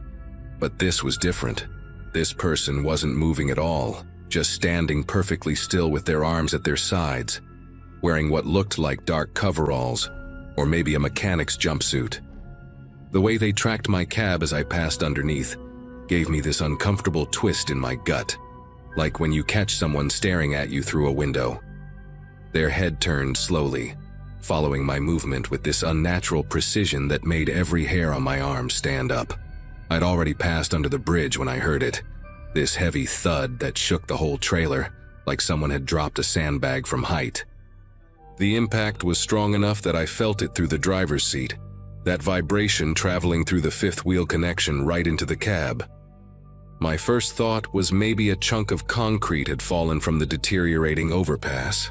Happens sometimes with these old bridges. But then came another sound, a scraping noise that started at the back of the trailer and moved forward, metal on metal, like someone dragging a crowbar across the roof. I checked my mirrors but couldn't see anything in the darkness behind me. The scraping continued for maybe 10 seconds, stopped, then started again, this time accompanied by what sounded like footsteps. Heavy, deliberate footsteps walking along the top of my 53-foot trailer while I was doing 65 miles per hour down the interstate. My CB radio crackled to life, startling me bad enough that I jerked the wheel slightly. "Northbound Kenworth, you got company up top," came a voice. Probably another trucker heading south who'd seen something in his headlights as we passed. Before I could grab the mic to respond, the walking sounds stopped, replaced by a rhythmic banging near the front of the trailer, right behind my cab. 3 measured hits, pause, 3 more hits, like someone knocking to get my attention. I white-knuckled the steering wheel, trying to focus on the road while my mind raced through possibilities. Maybe some crazy person had actually jumped from that overpass, but surviving that fall onto a moving truck seemed impossible. The nearest rest area was 12 miles ahead according to the green highway sign that flashed past, and I made the decision right there to pull over as soon as possible, even though every instinct told me to keep driving, to not stop until I reached somewhere populated and well lit. Those 12 miles felt like 12 hours. The noises on the roof had stopped completely after the knocking, which somehow made everything worse. The silence meant I didn't know where this person was anymore, if they were still up there, waiting, or if they'd somehow gotten off. I kept checking my mirrors obsessively, looking for any movement, any shadow that didn't belong. Other vehicles passed me going faster, their headlights briefly illuminating my trailer, but nobody else called out on the CB. I thought about calling 911, but what would I say? Someone might be on my truck. By the time cops arrived, whoever it was would be long gone. The rest area finally appeared in my headlights, one of those big modern stops with multiple parking areas for trucks and cars, bright LED lights everywhere, and a welcome center that stayed open 24 hours. I pulled into the truck parking section, choosing a spot right under one of the brightest light poles, surrounded by other rigs with drivers probably sleeping in their cabs. Before getting out, I grabbed the tire iron I kept behind my seat and my heavy-duty flashlight, the kind that doubles as a club if needed. I sat there for a full minute, engine idling, just listening and watching. Nothing moved outside except the occasional flutter of trash in the wind. Finally, I opened my door and stepped down, keeping my back against the cab while I scanned the area. The parking lot was mostly quiet, just the hum of diesel engines and refrigeration units from other trucks. I walked around to the passenger side first, shining my light up at the trailer roof from different angles, looking for anyone who might still be hiding up there. Nothing. Then I noticed the ladder at the back of my trailer. The metal rungs were slightly bent, like someone heavy had climbed them recently. I always did my pre-trip inspections thoroughly, and those rungs had been perfectly straight when I'd left Chicago. My mouth went dry as I realized whoever had been on that overpass had definitely made it onto my truck. I climbed up those bent rungs carefully, my flashlight clenched between my teeth while I gripped the tire iron in one hand. When my head cleared the edge of the trailer roof, I swept the light across the surface. The entire top was covered in long, deep scratches in the aluminum, like claw marks but made with something metal. They formed a path from the back all the way to the front, exactly where I'd heard the footsteps. Near the front edge, right above where my cab would be, there were handprints in what looked like motor oil or grease, perfectly visible against the silver metal. But what really made my stomach turn were the dents, 5 or 6 deep impressions where someone had been striking the roof with something heavy. In the center of one dent, wedged into the damaged metal, was a railroad spike. Not hammered in, just pushed hard enough to stick there like a calling card. I pulled it free and noticed something wrapped around it, a piece of paper, grimy and torn, with an address written in pencil, a truck stop about 40 miles ahead on my route. The smart thing would have been to call the police right then, show them the damage, file a report, but part of me needed to know who this person was, what they wanted. I climbed back down and walked through the rest area, showing the paper to other drivers, asking if they'd heard about anything strange at that address. One older driver, a guy with a gray beard down to his chest, went pale when he saw it. He told me that truck stop had been closed for 2 years after a driver was killed there, beaten to death with a piece of rebar during a robbery. The killer was never caught, but truckers had been reporting weird encounters on this stretch of highway ever since. Someone jumping onto trucks from overpasses trying to get drivers to stop. The theory was the killer was still working the route, looking for victims, using the abandoned truck stop as some kind of base. The driver advised me to forget the address, report the incident, and take a different route next time. But he also said something that chilled me. Check your trailer doors. Sometimes they try to get inside while you're driving. I practically ran to the back of my trailer, flashlight bouncing wildly as I moved. The seal was broken. The numbered metal seal that the warehouse had put on in Chicago, the one I'd verified and logged in my paperwork, was cut clean through and hanging by a thread. My refrigerated load of medical supplies, worth about $200,000, was now compromised. But that wasn't what made me step back. The door handle had bloody fingerprints on it, fresh enough that they were still tacky to the touch. I yanked the door open, ready to swing the tire iron at anyone inside. The cold air rushed out, fog billowing into the night, and my flashlight beam cut through it to reveal the cargo. Shifted. Several pallets had been pushed aside, creating a narrow path to the back wall. On the floor, made from what looked like old moving blankets and a torn tarp, was a makeshift bed, empty food cans, water bottles, and worst of all, a bucket in the corner that had clearly been used as a toilet. Someone had been living in my trailer, possibly for hours, maybe since before I'd even left Chicago. Next to the makeshift bed was a backpack, military surplus style, covered in dirt, and what looked like dried blood. Against every instinct, I opened it.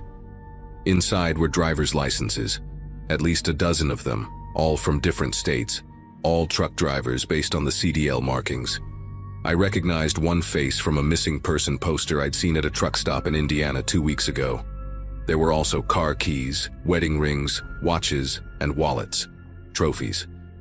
At the bottom of the bag was a journal, pages filled with cramped handwriting describing trucks, routes, times, and driver descriptions. My truck number was there, my route, even details about my usual schedule. The last entry, dated that morning, simply read, 51, alone, predictable tonight. I heard gravel crunch behind me, footsteps approaching slowly, deliberately. When I spun around, a man stood about 10 feet away, thin but muscular, wearing those same dark coveralls I'd seen on the overpass. His face was gaunt, hollow cheeks and deep-set eyes that reflected my flashlight like an animal's. In his hand was a piece of rebar, rusty and bent, with something dark staining one end. We stood there for what felt like forever but was probably only a few seconds, neither of us moving, both calculating. Then he smiled, showing teeth that were broken and gray, and took a step forward. That's when my 22 years of trucking experience kicked in. I didn't try to fight him with the tire iron. Instead, I reached up and yanked the strap release for the load lock bar above the door, a heavy aluminum pole that keeps cargo from shifting. It crashed down between us with a metallic clang that echoed through the parking lot.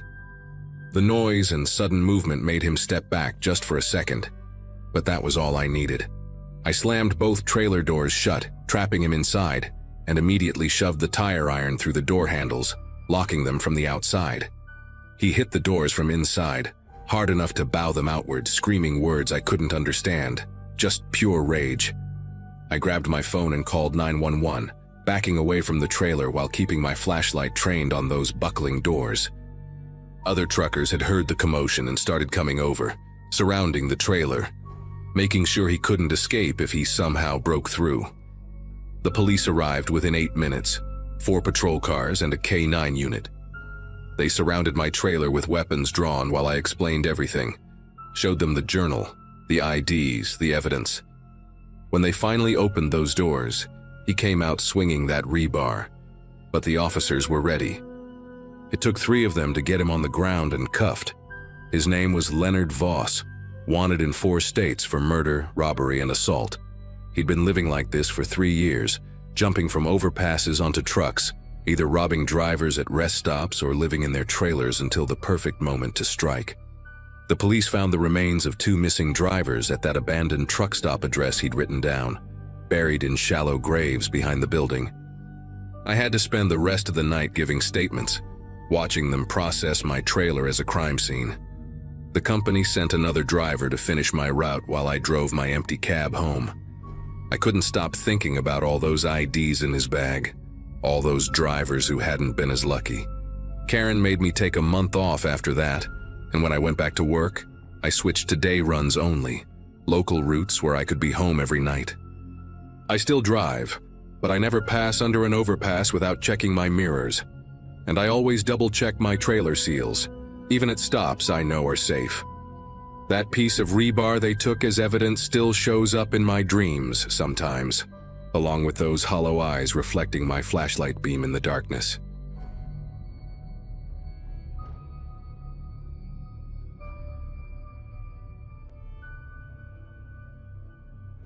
I remember pulling into that little rest area sometime after midnight, the kind of place you only notice when you're desperate for a break. The lot was nearly empty, just a handful of trucks scattered like sleeping animals, a row of flickering lights along the restroom building, and the hum of a soda machine echoing through the stillness. My eyelids felt heavy from the miles behind me, and I figured a few hours in the sleeper would keep me sharp for the next stretch. After parking, I locked the doors, pulled the curtains, and stretched out, telling myself I'd be out cold in minutes. The silence there wasn't peaceful. It had a weight to it, like the world had stopped moving. I could hear every creak of the truck settling, every faint rustle of wind sliding over the cab. I left my boots by the step, flashlight within reach, and let the quiet wrap around me. It didn't take long before I drifted into that hazy state between sleep and awareness, where your mind still picks up on sounds, even if you're not fully awake. That's when the first knock came. It was a sharp, solid bang against the driver's side door. The sound rattled straight through the cab, jolting me upright. I yanked the curtain aside, expecting to catch someone standing there, a cop, maybe another driver asking for help. But the space outside was empty. The pavement stretched out under the lamps. The other trucks stood motionless, and no one was near enough to have made that sound. I sat frozen for a long minute, waiting for movement. But the lot stayed dead quiet. Just as I started convincing myself it could have been the metal cooling, another knock slammed against the opposite side of the cab. This time it was louder, more deliberate, like someone had walked around and chosen the other door just to mess with me. Then came footsteps, slow, steady crunches in the gravel, tracing a circle around the truck. I held my breath, straining to follow the sound as it moved from one corner to the next, as if someone was deliberately making sure I knew they were there. I slid into the driver's seat without even realizing it, my pulse hammering in my ears. The footsteps had stopped, but the silence that followed was even worse, like whoever was out there was waiting for me to make the next move. I gripped the steering wheel, debating whether to hit the horn and wake the whole place up, or just sit perfectly still and pretend I wasn't inside. My mouth was dry, and every second that ticked by made me more certain someone was standing just out of sight, staring at the cab. Finally, I couldn't take it anymore. I twisted the key and the headlights blasted across the lot, bleaching everything in harsh white light. For a split second, the beams cut across the restroom building, the vending machines, and the handful of parked rigs. Nothing moved. Not a shadow. Not a person darting away. The lot was empty, eerily, impossibly empty, considering what I'd just heard circling me. But then my eyes dropped lower, and that's when I saw them. Boot prints pressed deep into the dirt right below my door. They weren't old or faded, not washed out by weather. They were fresh, edges crisp, the tread pattern sharp like they'd been stamped there seconds ago. The trail led straight up from the edge of the lot, stopped exactly at my step, and went nowhere else. No exit, no turn back, nothing. Just an ending at the base of my truck. I sat there frozen in the glow of the lights, staring at those prints until my vision blurred. There was no way someone could have walked up, knocked, circled, and then vanished into thin air without me catching even a flicker of movement. Yet the evidence was staring me in the face. Every instinct screamed at me to get out of that place. So I threw the truck in gear, not caring how little rest I'd had. The engine roared, and I pulled back onto the highway, leaving the rest area shrinking in my mirrors, the prints burned into my memory. The drive that followed was one of the longest of my life. Every shadow along the shoulder looked like it could peel away into a figure. Every overpass felt like a place someone might be waiting. I kept checking the mirrors, half expecting to see someone trailing me on foot, which made no sense, but my nerves wouldn't let the thought go. By the time I reached the next truck stop with more lights and people around, my chest was tight from holding it all in. I parked under the brightest lamp I could find and stayed awake until dawn, too wired to close my eyes again. The strangest part is that when I finally stepped out in the morning, the side of my cab was spotless. No mud, no scuffs, no sign of anyone pressing against it. But I couldn't shake what I'd seen. The prints lined up in the dirt, perfectly fresh, ending right at my door like whoever made them had climbed inside. Except I knew every lock was still engaged, and I'd been alone the whole time. I told a couple of drivers I trust about it later, and they just gave me that look like they weren't sure if I'd nodded off and dreamed the whole thing. But the detail that sticks with me, the tread pattern on those boots, I remember it clear as day. They weren't generic work boots like you'd expect out there. The soles had this deep zigzag design, almost like military issue, and the steps were evenly spaced, like someone walking with calm, steady purpose. That's not the kind of thing my brain would just invent in the middle of the night. To this day, I avoid smaller rest areas when I'm running late at night. I'll push myself to make it to a bigger stop, even if it means losing an hour of sleep. I never heard those knocks again, never saw more prints like that, but I can't unsee what I saw that night. If anyone asks why I hate sleeping in the dark, empty lots, that's the reason. Because once you've had something walk right up to your door in the dead of night, circle your truck and vanish without a trace, you don't ever really rest easy again.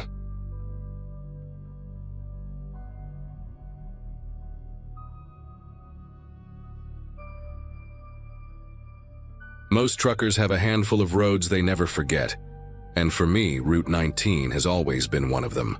It cuts through the mountains in a way that feels unnatural, like the asphalt was forced onto rock that didn't want to be touched. The nights are long out there, no radio signal, no glow of towns in the distance, just black ridges against a darker sky. On that particular run, I had the cab window cracked, letting in air that smelled like wet pine and cold stone. My headlights carved out a narrow tunnel ahead, the rest of the world swallowed by shadows. The curve had been on my mind even before I reached it. Everyone knew it was the kind of bend that demanded respect, the kind where you eased down whether you wanted to or not. I could feel the road sloping, my trailer tugging faintly behind me as the grade tilted. I tapped the brakes and watched the speedometer drop, telling myself I'd be through it in less than a minute. The engine's steady growl was the only company I had, and even that sounded muted, like the mountain itself was pressing down on me. That's when the flashing lights appeared, red, sharp, pulsing in the dark. A car sat crosswise in the middle of the lane, hazard lights flickering in a steady rhythm that looked almost too perfect. The body of the car looked crumpled, nose dipped low, and the windshield reflected the glare like shattered glass. My foot hit the brake harder than I meant to, the trailer pulling at an angle that made the steering wheel fight back. The whole rig lurched and groaned, tires screaming against the pavement, until I managed to stop just short of plowing into the wreck. I killed the hazards on my own truck and grabbed the door handle, adrenaline already buzzing through me. The air outside was colder than it had been minutes earlier, sharp in my throat as I jumped down from the cab. My boots hit the asphalt and I jogged toward the wreck, ready to yell out to anyone inside. But before I even got close enough to touch it, the sight made me skid to a halt. The road was empty. No car, no blinking hazards, not even debris. Only the thick smell of rubber and the jagged streaks of skid marks trailing across the lane where I'd braked. I stood there breathing hard, my pulse loud in my ears, staring at empty pavement that seconds earlier had been blocked by a wreck. The skid marks were real. I could trace the black streaks with my eyes all the way back to my rig. But there was nothing else. No shards of glass, no twisted bumper, not even a faint glint of metal in the headlights. I muttered something to myself, more out of disbelief than fear, and walked a few paces up and down the lane just to prove I wasn't losing it. The mountains around me were silent in a way that didn't feel natural. Normally you'd hear at least a whisper of wind through the trees or the groan of a truck engine echoing from somewhere far off. But there was nothing. The only sound came from my own truck idling behind me, hazard lights blinking slow and steady like it was mocking what I'd just seen. My breath fogged in the air as I crouched down to touch the asphalt, feeling the rough grooves where rubber had burned into the road. That was the part that unsettled me most. Those marks weren't just mine. Another set ran at an angle across the curve, thinner, lighter, but fresh. I turned back toward the cab, half expecting to see headlights cresting the hill, or maybe even the wreck reappearing in the dark. My hands gripped the metal rail as I climbed back in, trying to decide if I should call highway patrol or just keep driving. A part of me worried someone might have run off the road down into the ravine, but when I aimed my flashlight over the edge, it only revealed endless rock and trees swallowing the beam whole. If there was a car down there, it was buried deeper than I could see. Sitting behind the wheel again, I couldn't shake the image of those blinking hazard lights. They'd seemed too bright, too even, almost like a signal meant to pull me in.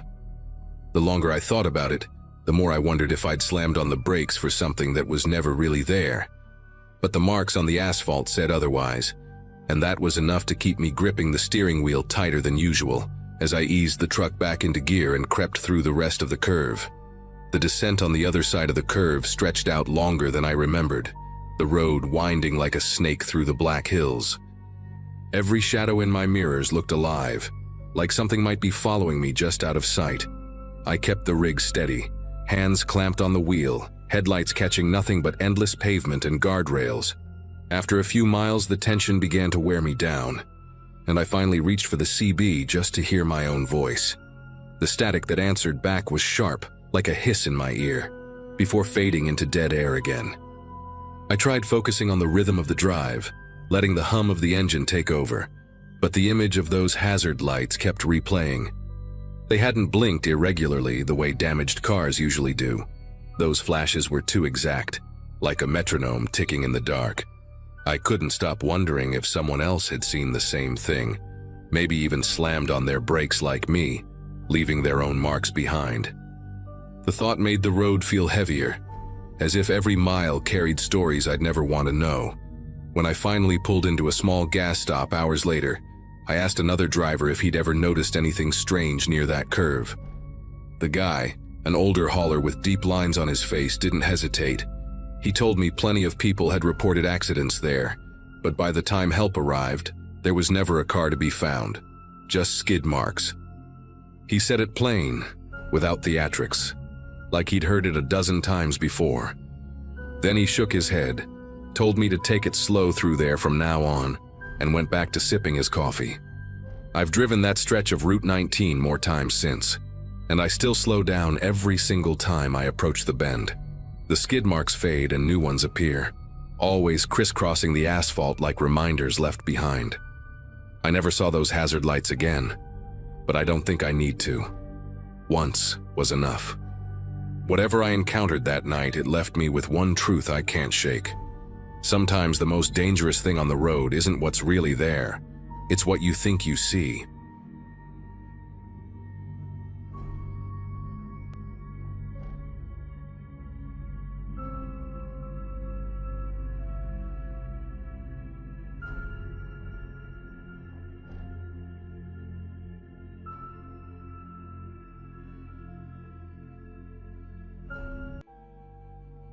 Hello everyone. Before we start, make sure to like and subscribe to the channel, and leave a comment with where you're from and what time you're watching. That way, YouTube will keep showing you stories just like this one. Now, let's begin. My sister Brooke and I had been driving since noon, crossing from Ohio into Kentucky on our way to visit our mom in Nashville. She had just gotten out of surgery, hip replacement, and we wanted to surprise her before the weekend. Brooke was 2 years older than me, the responsible one who always insisted on planning every detail of every trip. But that night, even she admitted we had pushed too far. The highway stretched endlessly through farmland and patches of dense forest, and by 11 at night, my eyes burned from staring at taillights and yellow lane markers. We had passed the last lit gas station about 40 minutes back, and the caffeine from my third gas station coffee had worn off somewhere around the state line. Brooke suggested we pull over at the next rest stop just for 20 minutes, stretch our legs and splash some water on our faces. I agreed without hesitation. My graduation from nursing school 2 years prior had taught me plenty about exhaustion, and I knew we were both running on fumes.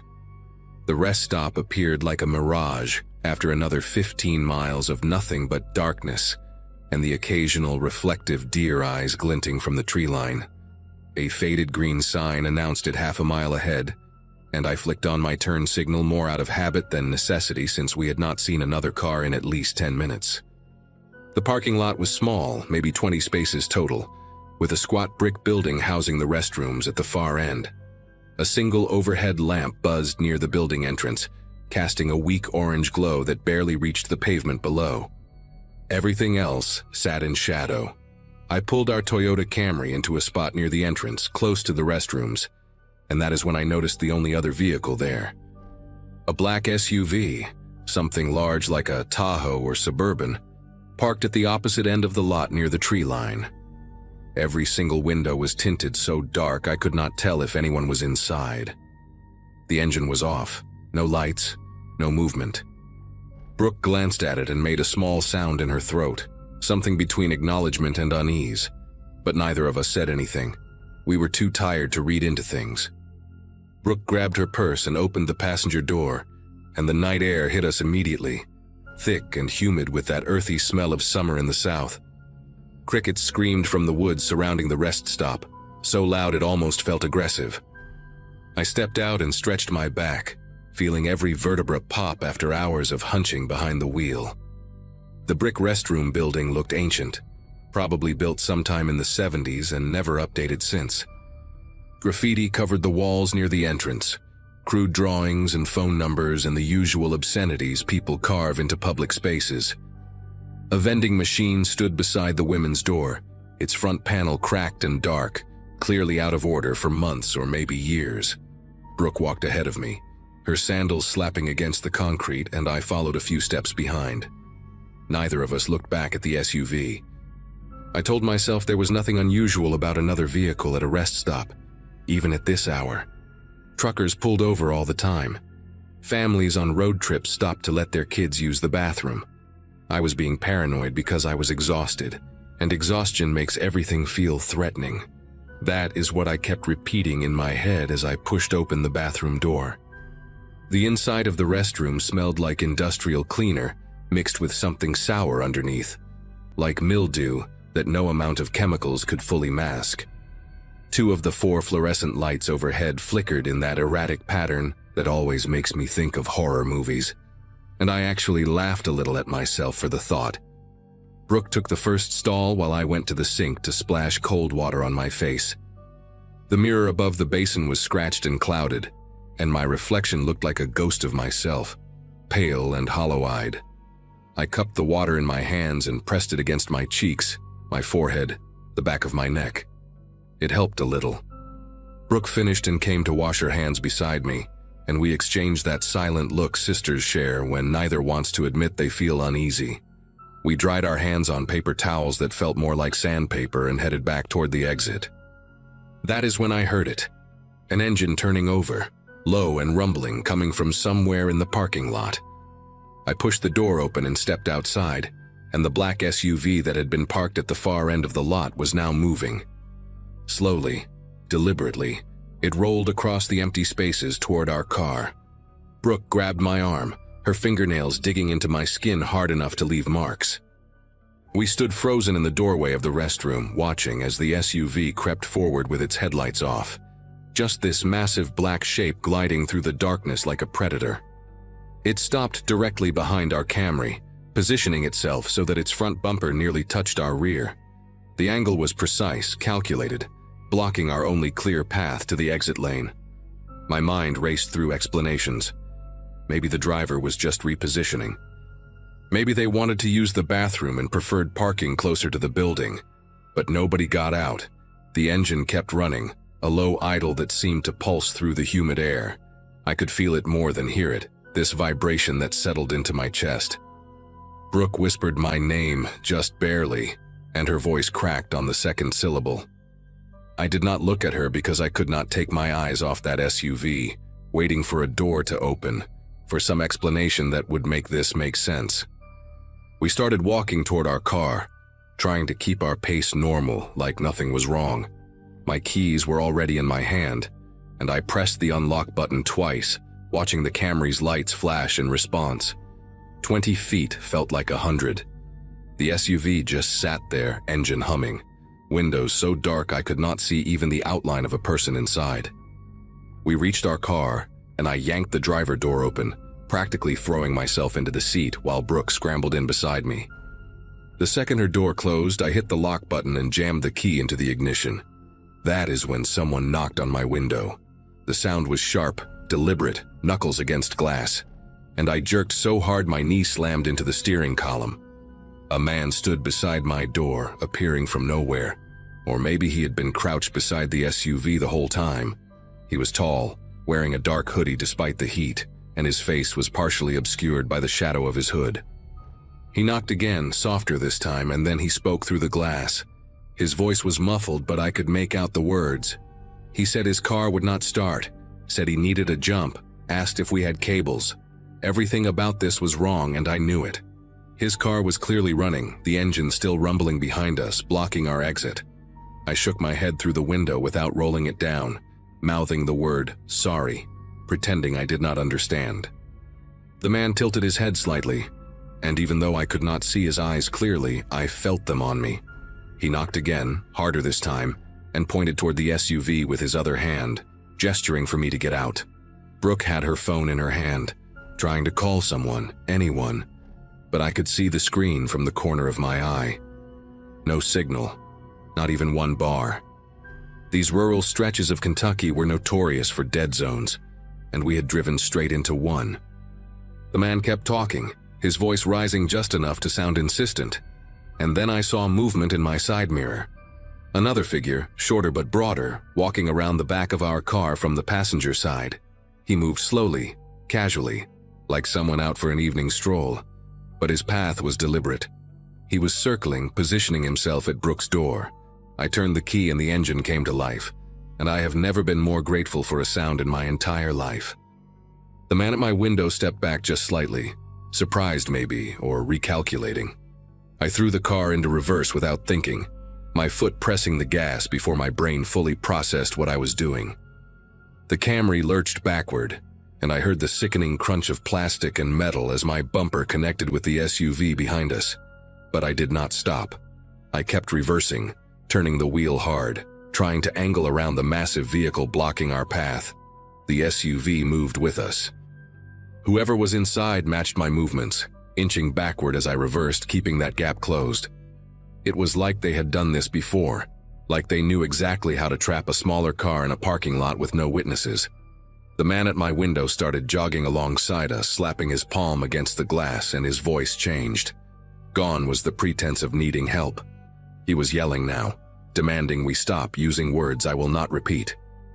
Brooke was screaming beside me, telling me to go, just go. And I was trying, God, I was trying. But there was nowhere to go. Then headlights appeared on the highway. A pair of them, bright and distant, coming from the direction we had arrived.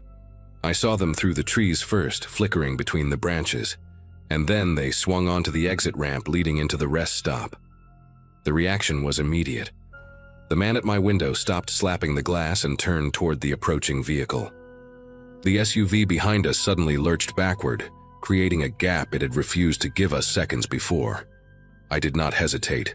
I slammed the car into drive and floored the accelerator, aiming for that narrow opening between the SUV and the concrete barrier marking the edge of the parking lot. The Camry scraped against something. I heard metal shrieking against metal, but I did not care. We shot forward, and I yanked the wheel toward the exit lane just as a semi-truck pulled into the rest stop, its air brakes hissing as it slowed down. The driver must have seen us tearing out of there because his horn blasted, long and deafening, echoing across the empty lot. In my rearview mirror, I saw the SUV reversing rapidly toward the tree line, pulling back into the shadows where it had been waiting when we first arrived. We did not stop until we reached the next town, a tiny cluster of buildings called Greenville or Greenfield, something like that, about 20 miles down the highway. I pulled into the parking lot of a 24-hour diner, the kind with neon signs and truckers eating pie at the counter, and I put the car in park and just sat there. My entire body was shaking. This uncontrollable tremor that started in my legs and worked its way up through my chest and into my jaw. Brooke was crying silently beside me, tears streaming down her face while she clutched her phone like a lifeline. Neither of us spoke for what felt like 10 minutes. Finally, she looked at me and asked if that had really just happened, and I did not know how to answer her. The back of our car was destroyed, the bumper hanging off at an angle and deep scratches gouged into the trunk where we had scraped past the SUV. That was real. That was proof. We had not imagined anything. I wanted to call the police, but I did not even know where to begin. What would I say? 2 men in an SUV scared us at a rest stop? They never touched us. They never explicitly threatened us. All they did was ask for a jump and block our car. But we both knew what would have happened if that truck had not shown up when it did. We ended up calling the police from the diner after the waitress let us use their landline. A deputy showed up about 40 minutes later. A tired-looking man named Gentry, who listened to our story with the kind of expression that told me he had heard something like this before. He took notes, asked us to describe the SUV and the men as best we could, and told us he would file a report. When I asked if there had been other incidents at that rest stop, he paused for a moment before answering. He said there had been complaints, vague things, travelers reporting feeling unsafe or seeing suspicious vehicles, but nothing concrete, no arrests, no victims who stuck around long enough to press charges. He told us we were smart to keep our doors locked, smart to run when we did. The way he said it made me feel sick, like he was congratulating us on surviving something that should not happen in the first place. Before he left, he mentioned that the state had been talking about closing that rest stop for years due to budget cuts, that there was no staff after dark and no security cameras. Places like that attract a certain kind of person, he said. I think about those words more than I should. Brooke and I made it to Nashville the next morning, driving straight through the night because neither of us could stomach the thought of stopping again. We told our mom a shortened version of what happened, enough to explain why her 2 daughters showed up looking like they had not slept in days. She cried and held us, and made us promise to never travel that stretch of highway again after dark. I kept that promise for almost 2 years before work forced me to make a similar drive. That time I booked a hotel room halfway and paid extra for one near a police station. Some people might read this and think we overreacted, that maybe those men really did need help, and we just panicked. But I remember the way the SUV moved with us, inch by inch, refusing to let us leave. I remember the coordination between the man at my window and the one circling behind. I remember how fast they retreated the moment witnesses arrived. That was not a misunderstanding. That was a trap, practiced and patient, waiting in the dark for someone tired enough to stop. We were almost the ones who did not drive away. Every time I pass a rest stop now, even in broad daylight, I keep driving. I would rather run out of gas on the shoulder than pull into one of those places ever again.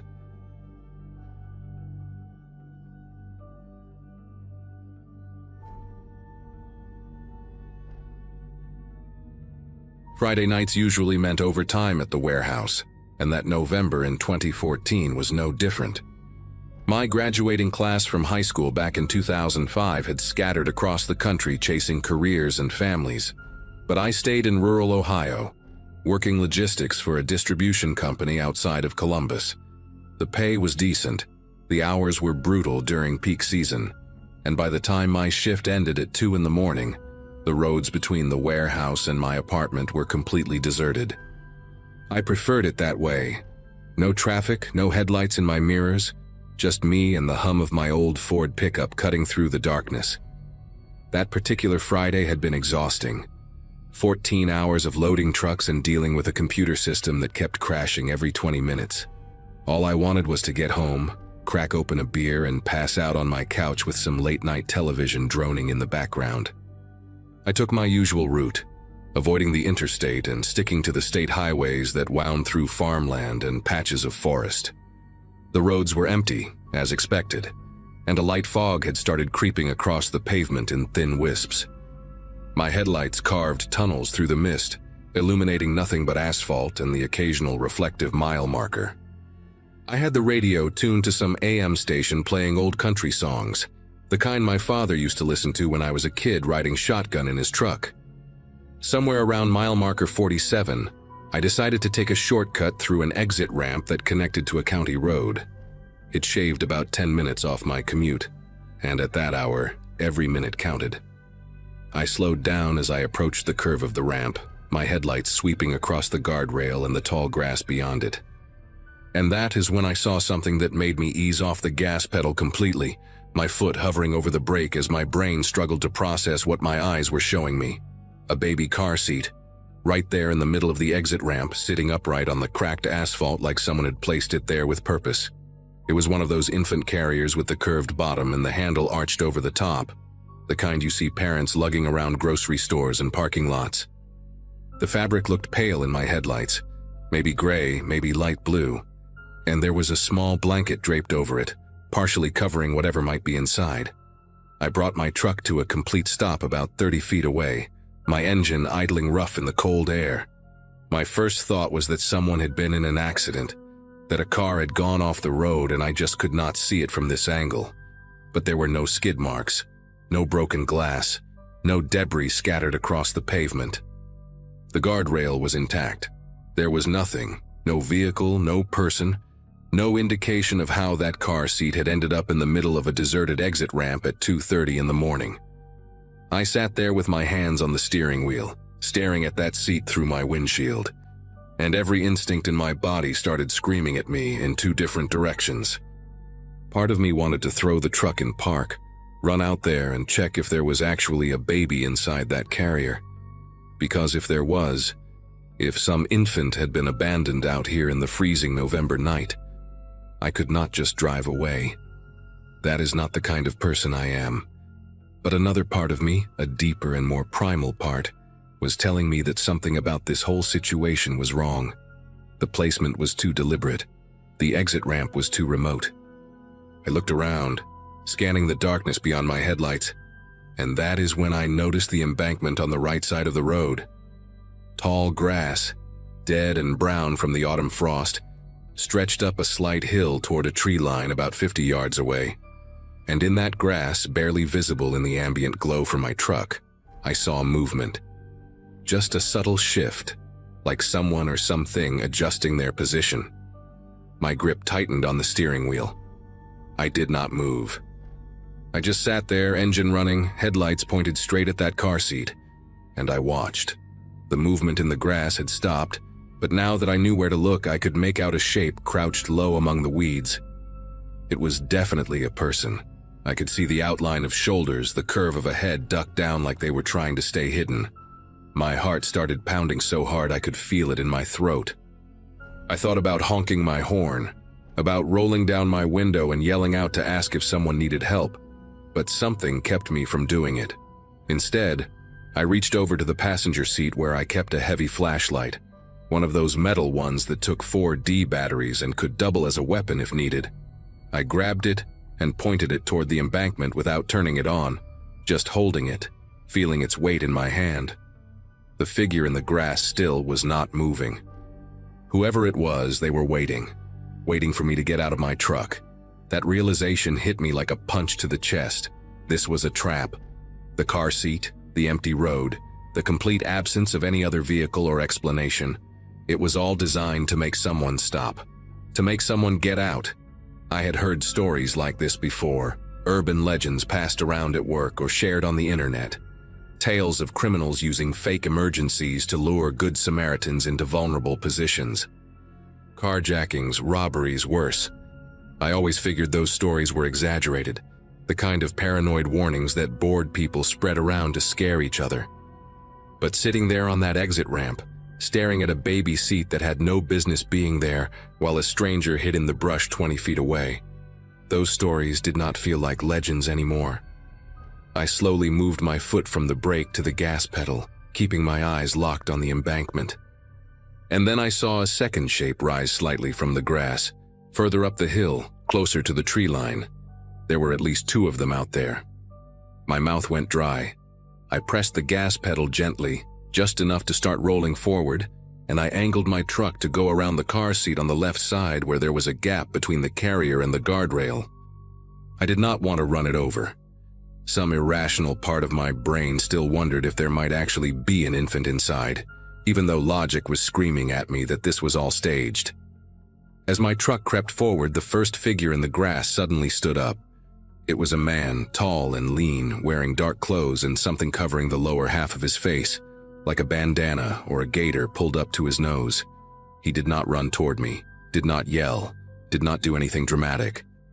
He just stood there and watched my truck roll past, his eyes catching the reflection of my headlights for just a second. That calm, patient stillness was more terrifying than if he had charged at my door. He looked like someone who had done this before, someone who knew that not every target would take the bait, and he was already calculating his next move. I cleared the car seat and punched the gas, my tires squealing against the cold pavement as I accelerated down the rest of the exit ramp. In my rearview mirror, I saw the second figure emerge fully from the tree line, shorter, stockier, moving quickly down the hill toward the road. The first man had turned to watch my truck disappear, and I could swear I saw him pull something from his pocket, maybe a phone, maybe something else. My hands were gripping the steering wheel so tight my knuckles ached, and I did not slow down until I hit the county road and put at least 3 miles between me and that exit ramp. I was breathing hard, my chest heaving like I had just sprinted a mile, and the adrenaline was making my vision sharp and jittery at the same time. I kept checking my mirrors, expecting to see headlights appear behind me, expecting to hear the roar of an engine closing the distance.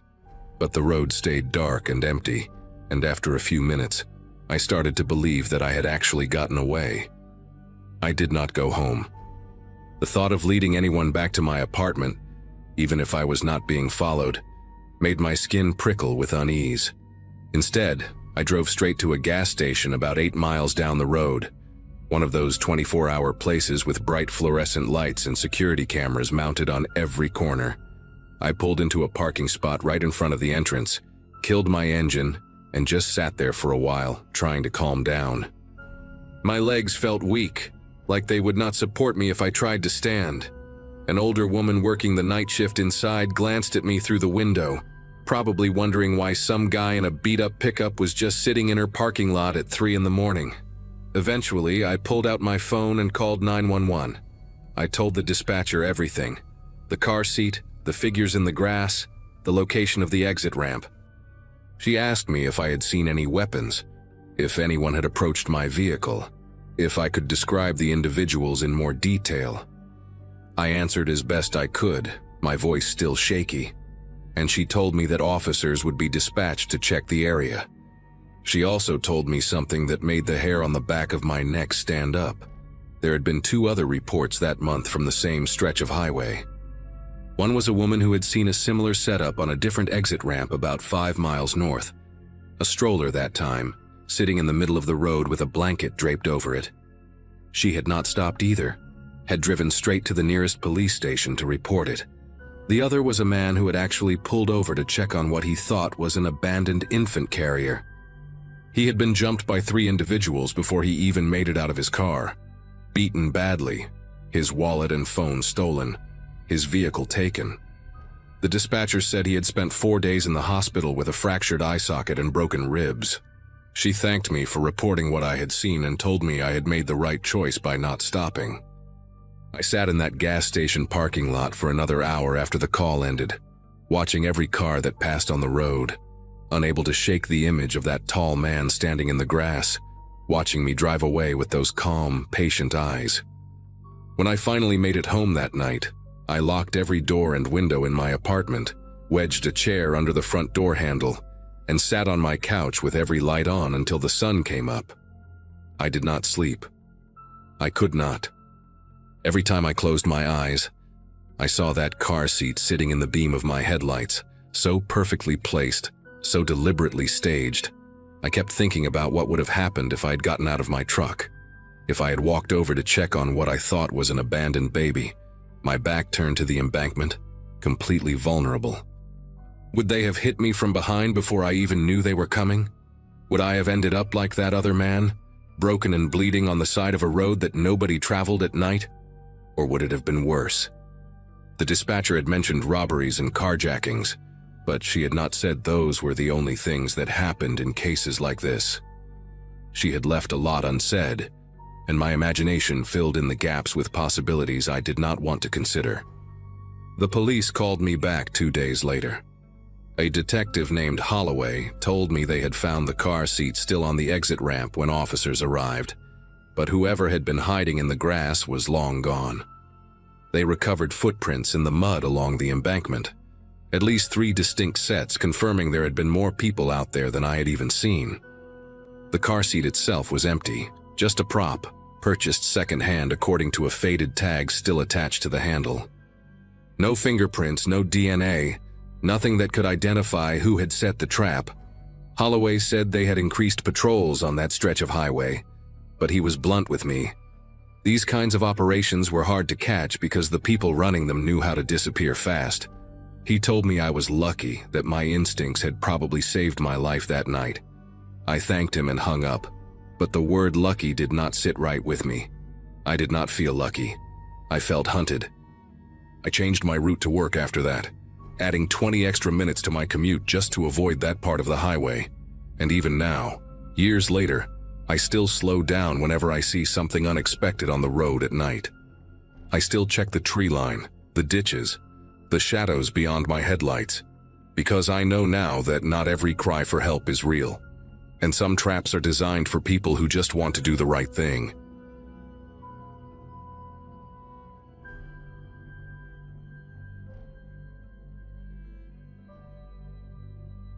Nobody warns you about the silence.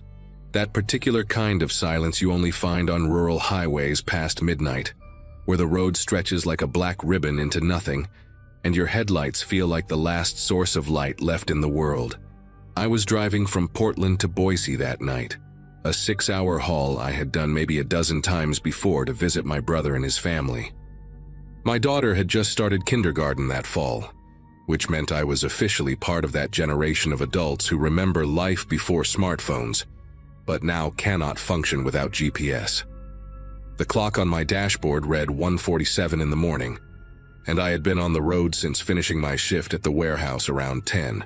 Coffee from a gas station 60 miles back was the only thing keeping my eyes open, and even that was starting to fail me.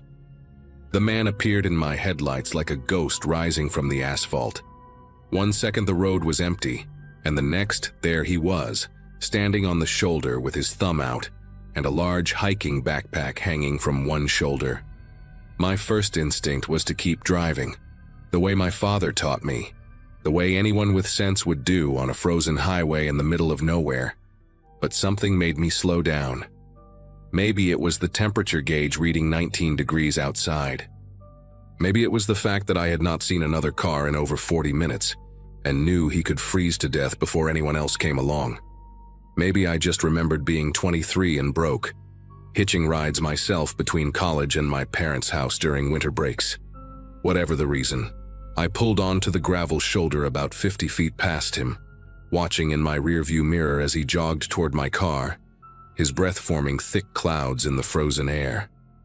He climbed into the passenger seat with a quick nod of thanks, pulling the heavy backpack onto his lap instead of tossing it in the back.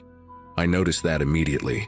The bag was army green, covered in patches and pins, stuffed so full that the zipper looked ready to burst. He was younger than I expected, maybe mid-20s, with a patchy beard that grew in uneven clumps across his jaw and cheeks. His eyes were pale blue, almost gray, and they darted around the interior of my car like he was cataloging every detail. He wore a brown corduroy jacket that was way too thin for this weather, and his fingernails were bitten down to raw pink crescents. The smell hit me next, not unwashed exactly, but something sharper underneath, like copper and sweat mixed together. I told him my name was Gary, asked where he was headed. He said east, just east, and that was good enough for now. His voice was flat, almost mechanical, like he was reading from a script he had memorized long ago. I pulled back onto the highway and tried to make small talk the way you do with strangers, asking about where he was coming from, what brought him out here in the middle of the night. He answered in fragments that never quite connected. Said he had been in Portland for a while, said he had business to handle. Said the buses stopped running when he needed them and that walking was fine until the temperature dropped. Every answer felt like a door closing rather than opening, so after a few minutes I stopped asking and let the silence fill the car. That was when he reached forward and turned off my radio without asking, killing the low hum of classic rock that had been my only company for the past 2 hours. The sudden quiet felt heavier than before, almost physical, pressing against my eardrums like a change in altitude. For about 20 miles neither of us spoke. I kept my eyes on the road, watching the white dashes disappear under my hood one after another, trying to calculate how long until the next town. My GPS showed a gas station in Huntington, still 43 miles ahead, and I started planning to stop there whether I needed fuel or not. Just to get out, breathe some fresh air, maybe give this guy a chance to find another ride. Then he laughed.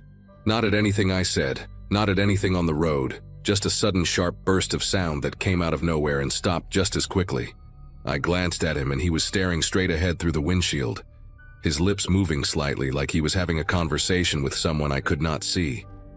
When he noticed me looking, he turned and smiled, and there was nothing behind that smile. No warmth, no humor, just teeth and stretched skin. He asked me if I believed in fate. I said I did not know. He said that was the wrong answer. The next 15 minutes were the longest of my life up until that point. He started talking, really talking, in this rapid stream of consciousness that jumped from topic to topic without any logic I could follow. He talked about a woman named Diane who had ruined his life, then about a dog he had as a kid that his father drowned in the bathtub, then about how the government was tracking people through cell phone towers, and that was why he never carried one. His voice would shift from a whisper to nearly shouting and back again within the same sentence. At one point he punched the dashboard hard enough to make me flinch, then immediately apologized with that same empty smile and said he just got excited sometimes. I could feel my pulse hammering in my throat. Every instinct screamed at me to pull over and tell him to get out. But we were in the middle of absolute nowhere, no lights visible in any direction, and something told me that stopping the car right now would be a very bad idea. He wanted to know why I had picked him up. I told him the truth, that it was cold, and I did not want him to freeze. He considered this for a long moment, tilting his head like a bird examining something shiny, then said that was a weak reason. Said most people who stopped for strangers at night were either looking for something or running from something. Asked which one I was. I said neither, that I was just driving to see my brother. He made a sound in his throat, something between a grunt and a laugh, then unzipped his backpack about halfway. I tried not to look, but I could not help it. Inside I saw clothes bundled into tight rolls, a flashlight, what looked like a bundle of zip ties, and the handle of something metallic catching the glow from my dashboard lights. He noticed me noticing and zipped it back up slowly, deliberately, holding eye contact the whole time. His pale eyes never blinked. He said he liked to be prepared for anything, said you never knew what kind of people you might meet on the road at night. The GPS announced that Huntington was now 26 miles away. 26 miles had never sounded so far in my entire life.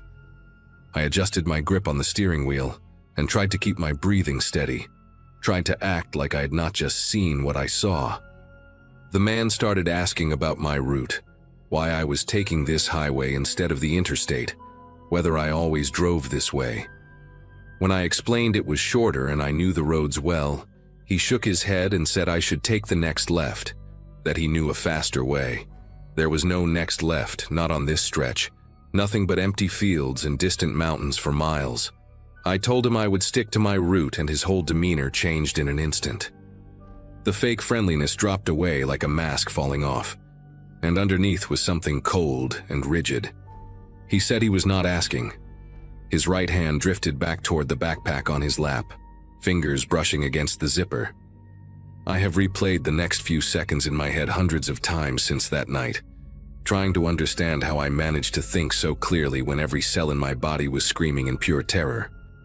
He unzipped the bag fully and pulled out a hunting knife with a serrated edge, the kind designed to gut deer, and held it casually against his thigh like it was the most natural thing in the world.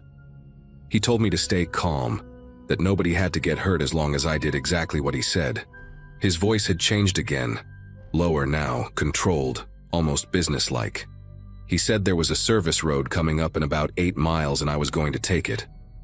Said he had done this before and it always went smoother when people cooperated. I asked him what he wanted. Money, the car, anything he wanted he could have. He smiled again, that horrible empty smile, and said it was not about what he wanted. It was about what he needed. And what he needed was for me to stop asking questions and start driving where he told me to drive. My mind raced through every possible option. I could slam on the brakes, but he was already holding the knife and I would never get my seatbelt off before he reached me. I could try to crash the car, but at 70 miles per hour on a frozen road that was just as likely to kill me as him. I could try to fight, but he was younger and clearly prepared for resistance. Then I remembered something my father told me once about defensive driving, about how the person behind the wheel always has more control than they realize. I started slowing down gradually, just a few miles per hour at a time, watching the speedometer drop from 70 to 65 to 60. He did not notice at first, too busy scanning the darkness ahead for his service road. By the time we hit 55, I spotted what I had been praying for since he pulled out that knife. Headlights in my rearview mirror, coming up fast, maybe half a mile back. Another car, the first one I had seen in over an hour. I made a decision right then that would either save my life or end it. I waited until the headlights were close enough that I could tell it was a truck, something big, 18 wheels maybe. Then I did 3 things in rapid succession. I slammed my hand down on the horn and held it there. I flicked my headlights from low to high beam over and over, and I started swerving across both lanes in a pattern that no sober driver would ever make. The man screamed at me to stop, lunging forward with the knife, but my swerving threw off his balance, and the blade caught the fabric of my jacket sleeve instead of my arm. The truck behind us responded exactly the way I hoped, laying on its own horn and flashing its lights, then pulling up alongside us in the oncoming lane. I could see the driver, a heavy-set man with a beard, his face twisted in confusion and concern as he tried to figure out what was happening. I pointed frantically at my passenger, mouthing the word help over and over, and I watched understanding dawn on the trucker's face. He grabbed something from his dashboard, a radio, and started talking into it while matching my speed. The man in my passenger seat went completely still, watching the truck with those pale, dead eyes, calculating his odds. Then he did something I did not expect. He started laughing, a high-pitched wheeze that sounded like air escaping from a punctured tire. He told me I was smarter than the others, said most people just did what they were told until it was too late. Then he reached over and pulled the door handle while we were still moving at 40 miles per hour. The door flew open, and the wind rushed in like a living thing, filling the car with noise and frozen air. He looked at me one last time, still smiling that terrible smile, and said he would remember my face.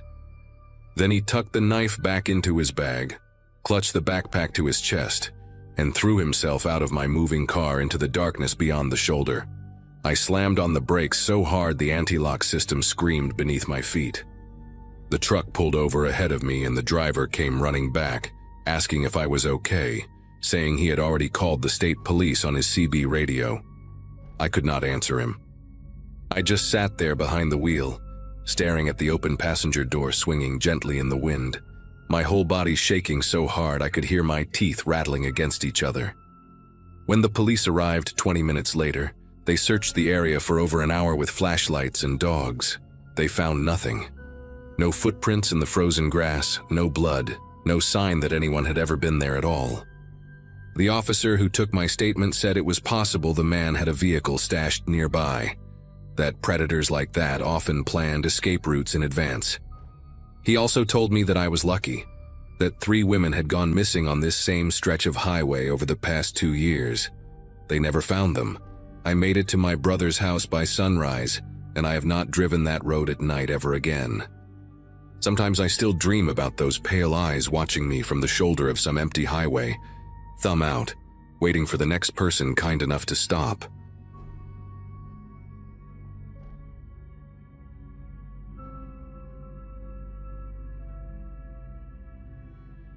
Rural Kansas has a way of swallowing people whole, and I almost became one of its statistics on a Thursday night in early March of 2017. I had been driving for about 5 hours straight, heading back to Denver after a cousin's funeral in Topeka.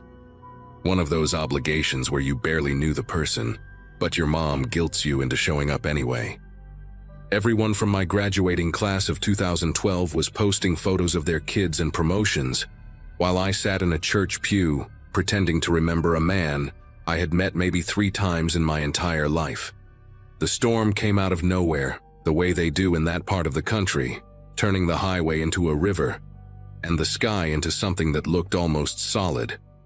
My windshield wipers were losing the battle, and every pair of headlights coming from the opposite direction felt like a threat. When the GPS suggested an alternate route to avoid reported flooding ahead, I took it without thinking twice. That was my first mistake. Exit 74 didn't even have a proper sign, just a metal post with reflectors that caught my headlights for half a second before I was already committed to the turn. The road narrowed immediately, going from 2 lanes to something that felt more like a wide hiking trail, the kind of path that made my Subaru's suspension groan in protest with every pothole. According to my phone, I was driving through a town called Ridgeback, and the screen showed neat little house icons lining both sides of the road like a normal residential area. But when I squinted through the rain, all I saw was darkness. No porch lights, no glowing windows, no signs of life whatsoever. I figured maybe everyone had lost power because of the storm, which would make sense given how violent the weather had become. The thunder was so loud it vibrated through my chest, and lightning would occasionally illuminate the landscape in brief, harsh flashes. In those moments of brightness, I caught glimpses of empty fields and shapes that might have been structures, but looked wrong somehow, too angular, too skeletal. The first mailbox I passed made me slow down. It was standing there at the edge of the road, rusted and crooked, with the name Pemberton barely visible in faded paint. My GPS showed a house icon right where the mailbox stood, but behind it there was nothing. Just an empty lot filled with overgrown weeds and what looked like the concrete outline of a foundation, cracked and broken like old bones poking through dead skin. I told myself the house must have been demolished recently, that maybe the GPS data was outdated. But then I passed another mailbox and another, and each one stood guard over the same emptiness. Lots where homes should have been, some with nothing but charred remains, others with just flat dirt and scattered debris. One of them still had a child's bicycle lying in the grass, its frame twisted and orange with rust. And I remember thinking that no kid had touched that thing in years. The rain kept hammering my windshield, and my phone kept insisting I was surrounded by civilization. I pulled over near what the GPS claimed was an intersection, though in reality, it was just a T-junction where the gravel met an even rougher dirt path. My signal had dropped to 1 bar, and the map was taking forever to reload. I needed to figure out where I was and how to get back to the highway, because nothing about this place matched what my screen was showing me. That's when I noticed something strange about the silence. The rain was still falling hard, the thunder still rolling in the distance, but underneath all that noise there was an absence. No dogs barking, no generators humming, no sounds of life at all. I looked around through my rain-streaked windows and realized I couldn't see a single light anywhere. Not a farmhouse in the distance, not a radio tower blinking red. Nothing. Just absolute darkness pressing against my car from all sides like deep water. I reached for my phone to call someone, anyone, but the call wouldn't connect. The screen just showed that spinning circle that means your phone is trying and failing to reach the outside world. Headlights appeared in my rearview mirror. At first, I felt relief. Another car meant another person, someone who knew these roads and could point me back toward the highway. The lights were far away, maybe half a mile, but they were getting closer. I watched them bounce and sway as the vehicle navigated the same terrible road I had just traveled, and I remember thinking I should flash my hazards to get their attention. But something made me hesitate. The car wasn't moving like someone just passing through. It was moving slowly, deliberately, like it was searching for something.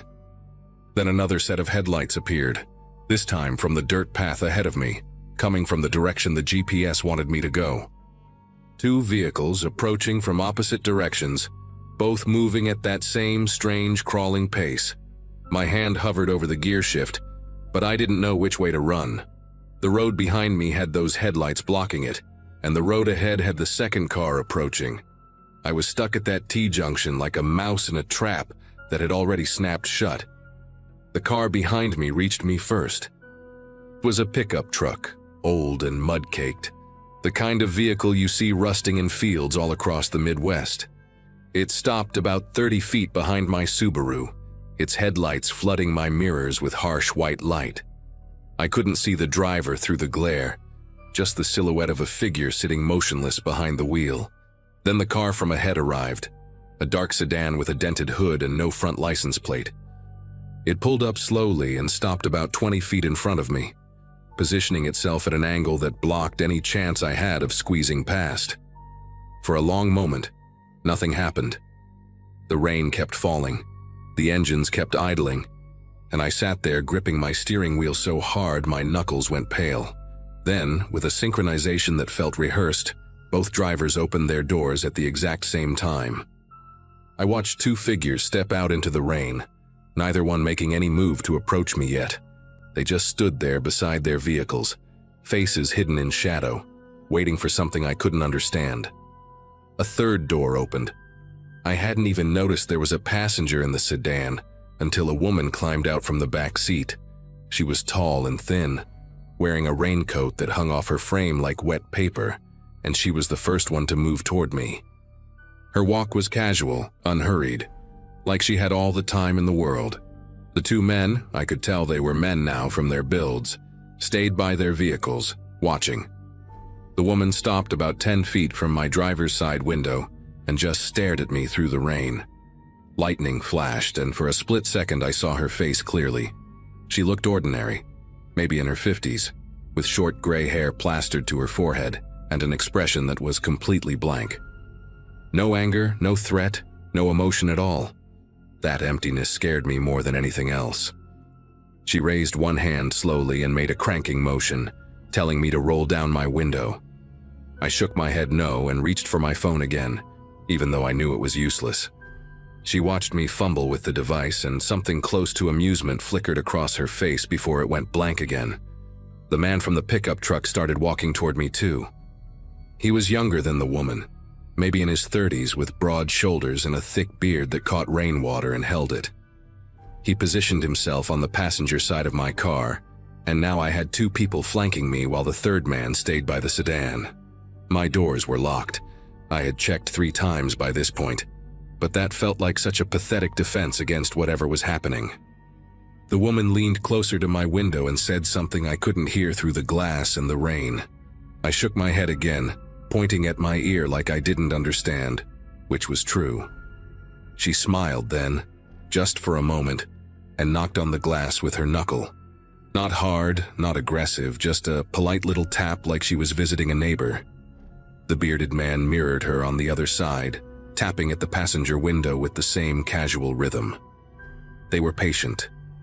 They knew I had nowhere to go, and the way they looked at me through those rain-streaked windows made it clear they had done this before. I thought about my options while they stood there in the rain, watching me like I was a fish in a tank. I could try to ram one of the vehicles, but my Subaru wasn't built for that kind of impact, and their cars were positioned too precisely for me to get around them. I could honk my horn and hope someone heard, but there was no one to hear. That much was obvious. The woman knocked again, harder this time, and pointed at my door lock. The gesture was so matter-of-fact, like she was simply asking me to do something reasonable. The bearded man pulled something from his jacket, and in the flash of lightning, I saw it was a crowbar. He didn't raise it or threaten me with it. He just held it loosely at his side, letting me know it was there. That was when the reality of my situation hit me fully. These people weren't going to hurt me right away. They were going to wait. They would outlast me, drain my gas tank with the engine running, wait for my phone to die, wait for me to make a desperate move they could exploit. They had clearly done this enough times to know exactly how it went. Then I remembered something my dad had told me years ago, back when I was learning to drive. He was a paranoid man, my father. the kind of guy who kept a flashlight and a knife in every room of the house. He had made me promise that if I ever found myself in a situation where someone was trying to get me out of my car, I should never get out. But I should also never sit still. Movement was safety, stillness was death. My eyes flicked to the left side of the road, where the empty lot with the Pemberton mailbox sat in darkness. There was no fence, no barrier, just overgrown grass and mud. The pickup behind me was blocking the road, but it wasn't blocking that lot. If I could get my car across that patch of land, there might be a way around them. It was insane. My Subaru was all-wheel drive, sure, but it wasn't built for off-roading in a thunderstorm. But the alternative was sitting there until these people found a way inside. I made my decision in the span of a single heartbeat. I threw my car into drive and yanked the wheel hard to the left. The Subaru lurched forward and bounced off the gravel onto the muddy grass. I heard the woman shout something, the first real sound any of them had made. And in my rearview mirror, I saw her stumble back as my car swerved past her. The bearded man tried to grab at my door handle, but his fingers slipped on the wet metal, and then I was past him, tires spinning and throwing mud everywhere. The lot was rougher than I expected, full of hidden dips and debris buried under the weeds, and my car bucked like an animal trying to throw me off. I hit something hard, maybe a chunk of old foundation, maybe a rock, and my entire frame shuddered, but I kept my foot on the gas. The headlights from the pickup swung around as the driver realized what I was doing, but he was too slow. I cleared the lot and crashed through a line of dead bushes onto what looked like an old service road running parallel to the main path. I didn't know where it led. I didn't care. All that mattered was that I was moving, and they were behind me. I drove like a maniac for what felt like hours but was probably only 15 minutes. The service road connected to another gravel path, which connected to a slightly better road, which eventually, mercifully, brought me to a state highway with actual lane markings and working streetlights. I pulled into the first gas station I found, a little 24-hour place with bright fluorescent lights and a bored teenager behind the counter, and I sat in the parking lot crying for 10 minutes before I could make myself go inside. I bought a coffee I didn't drink, and asked the kid if he knew anything about Ridgeback. He looked at me like I was crazy and said he had never heard of it. I went back to my car and checked my phone, 4 bars of signal now, and searched for the town online.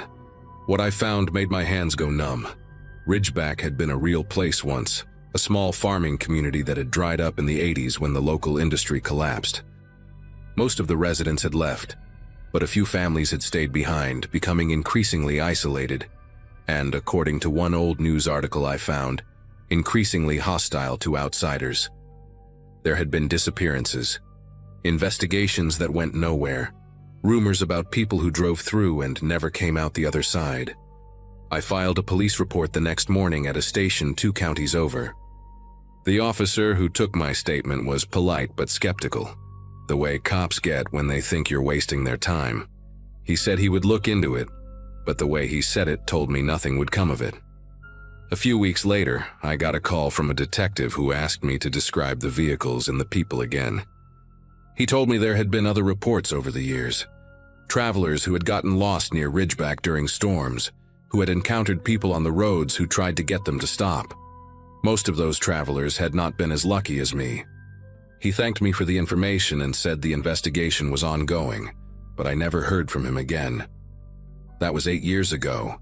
I still drive for work sometimes, crossing through Kansas and Nebraska and the empty places in between. But I never take shortcuts anymore. I never trust the GPS when it tells me there's a faster way. And whenever I see an exit with no proper sign, just a metal post with faded reflectors, I keep my eyes on the road ahead, and I do not slow down.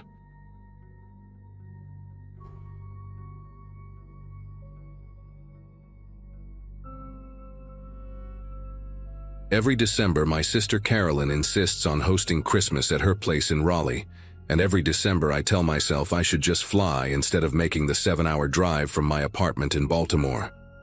But flights during the holidays cost more than my monthly rent, and besides, I actually enjoy the solitude of a long night drive, or at least I used to. That particular Friday, I left work around 8 in the evening, later than I wanted because a server migration at the IT company where I work decided to crash right before I clocked out. By the time I merged onto I-85 heading south, most of the traffic had thinned out, leaving me alone with the hum of my tires on asphalt and a podcast about unsolved disappearances that seemed fitting for the dark stretch ahead. My graduating class from high school had their 10-year reunion that summer, which I skipped, but it reminded me that time moves faster than we expect. Fast enough that a routine drive to see family can become something else entirely without any warning. The first 2 hours passed without incident. I stopped once at a gas station somewhere past Richmond, grabbed a large coffee and a bag of peanuts, stretched my legs in the cold air, and got back on the road. Virginia's highways at night have this particular emptiness to them, especially once you get past the suburbs and strip malls. The trees crowd close to the shoulder, their bare branches reaching toward the road like skeletal fingers, and the only light comes from your own headlights carving a tunnel through the darkness. I had the heat cranked up, my coffee wedged in the cup holder, and I was half listening to a story about a hiker who vanished in the Cascades when I first noticed headlights appear in my rearview mirror. At that hour, seeing another car was almost comforting. Proof that I was not the only person awake in this corridor of nothing. I remember glancing at the clock on my dashboard, 11:47. I remember thinking the other driver was probably just as tired as me, just as eager to reach wherever they were going. I had no idea that those headlights would become the only thing I could think about for the next 3 hours. At first, I did not pay much attention. Cars follow other cars on highways, that is how roads work. But after about 10 minutes, I noticed the headlights were unusually bright, the kind of aggressive high beams that people forget to switch off when they approach other vehicles. The light flooded my rearview mirror and bounced off my side mirrors, creating this blinding halo effect that made it difficult to see anything behind me, except white glare. I tilted my rearview mirror down to reduce the reflection, a trick my father taught me when I first learned to drive. That helped a little, but I could still feel the intensity of the light pressing against the back of my head, washing out everything in my peripheral vision. I figured the driver was either oblivious or inconsiderate, the type of person who cruises in the left lane with their high beams on, because they simply do not care about anyone else. I sped up slightly, hoping to put some distance between us and signal that they were too close. The car behind me sped up too. I eased off the gas, dropping from 75 to 65. The headlights maintained the exact same distance, close enough to swallow my entire rear window in light. That was when a small knot began to form in my chest. I told myself I was being paranoid, that highway driving at night can play tricks on your perception, that distances are hard to judge when the only reference points are your own headlights and the reflective lane markers blurring past. I switched lanes, moving from the left to the right, expecting the car to blow past me and disappear into the darkness ahead. It did not. The headlights drifted smoothly into my lane, settling back into position directly behind me like a magnet snapping into place. I could not make out the shape of the vehicle through the glare, just those two burning white eyes fixed on my mirror. My grip tightened on the steering wheel. I turned off the podcast because suddenly the story about the missing hiker did not seem entertaining anymore. The silence in the car felt heavy, interrupted only by the drone of my engine and the rhythmic thump of tires crossing expansion joints in the pavement. I watched the mile markers crawl past. 147, 146, 145. The headlights never wavered, never fell back, never surged forward to pass. They just stayed there, locked onto me like I was the only thing on this road that mattered. I decided to test my theory. An exit sign appeared ahead. Exit 142, some town I had never heard of called Bracy. I flicked on my turn signal, watching the mirror carefully for any reaction. The car behind me did nothing. No signal, no movement to pass, just that unwavering wall of light. I began to merge toward the exit ramp, slowing down as the lane curved away from the interstate. For a moment, I felt relief wash through me. The headlights were continuing straight, staying on I-85, and I was about to prove to myself that I had been acting like a paranoid fool who had watched too many true crime documentaries. Then, At the last possible second, the car swerved onto the exit ramp behind me. No turn signal, no gradual merge. Just a sharp cut across the painted lines that made my heart lurch into my throat. The tires on the other vehicle actually squealed against the asphalt. Whoever was driving had made a split-second decision to follow me, and they had done it with the kind of aggressive precision that left no room for coincidence. I was no longer on a highway with other potential witnesses. I was on a dark two-lane road heading into rural Virginia, and the only other person out here had just made it very clear that wherever I went, they intended to go too. The road into Bracy was narrow and poorly lit, flanked by pine trees that blocked out whatever moonlight might have helped me see. My headlights caught glimpses of barbed wire fences and the occasional mailbox, but no houses close enough to the road for me to pull into a driveway and honk until someone came out. The car behind me had closed the distance. On the highway, they had maintained maybe 4 or 5 car lengths between us. Now it was 2 at most, close enough that the glare completely whited out my rearview mirror. I could feel the heat of their headlights on the back of my neck, or maybe I was imagining it, but the sensation was real enough to make me hunch forward in my seat. I fumbled for my phone with one hand, keeping my eyes locked on the winding road ahead. The screen lit up and I saw what I had been dreading. 1 bar of signal, flickering in and out like a dying heartbeat. I tried to call 911 anyway. The call failed before it even connected. I tried again, pressing the phone against my ear so hard it hurt. Nothing, just dead air and the glow of no service replacing my hope. The car behind me honked once, a long, sustained blast that echoed through the empty countryside like a warning shot. I pressed the accelerator harder, pushing my old Subaru Forester past 50 on a road that was probably meant for 35. The engine groaned in protest, but the speedometer climbed. 55. 60. The trees blurred into dark walls on either side of me, and I gripped the wheel with both hands, terrified of missing a curve and wrapping myself around a telephone pole. Behind me, the other car matched my speed effortlessly. When I accelerated, they accelerated. When I took a curve too fast and had to brake, they braked at the exact same moment, maintaining that suffocating distance like we were connected by an invisible tow cable. I started talking to myself out loud, something I do when I am scared and need to hear a human voice even if it is my own. Okay, think. There has to be a gas station, a store, something open. Just find lights, find people. But Bracy at midnight was a ghost town. The few buildings I passed were shuttered and dark. A closed hardware store, an abandoned feed supply warehouse, a church with no cars in the parking lot. I was alone with whoever was behind me, and they knew it. Then the road curved sharply to the left, and I saw a faint glow ahead, a fluorescent sign buzzing against the darkness. It was a small convenience store, the kind that sells cigarettes and lottery tickets and stays open late for truckers passing through. The parking lot was empty, except for one pickup truck near the entrance, probably belonging to whoever was working the register. I did not slow down to think about whether this was a good idea. I just yanked the wheel to the right and skidded into the parking lot, my tires spraying gravel as I came to a stop directly in front of the glass doors. I expected the car behind me to follow, to pull in beside me and reveal whoever had been hunting me for the past half hour. Instead, something worse happened. The car slowed as it approached the parking lot entrance, and for the first time, I got a partial look at it through my driver's side window. A dark pickup truck, maybe black or dark blue, with a lifted suspension and some kind of metal guard on the front bumper.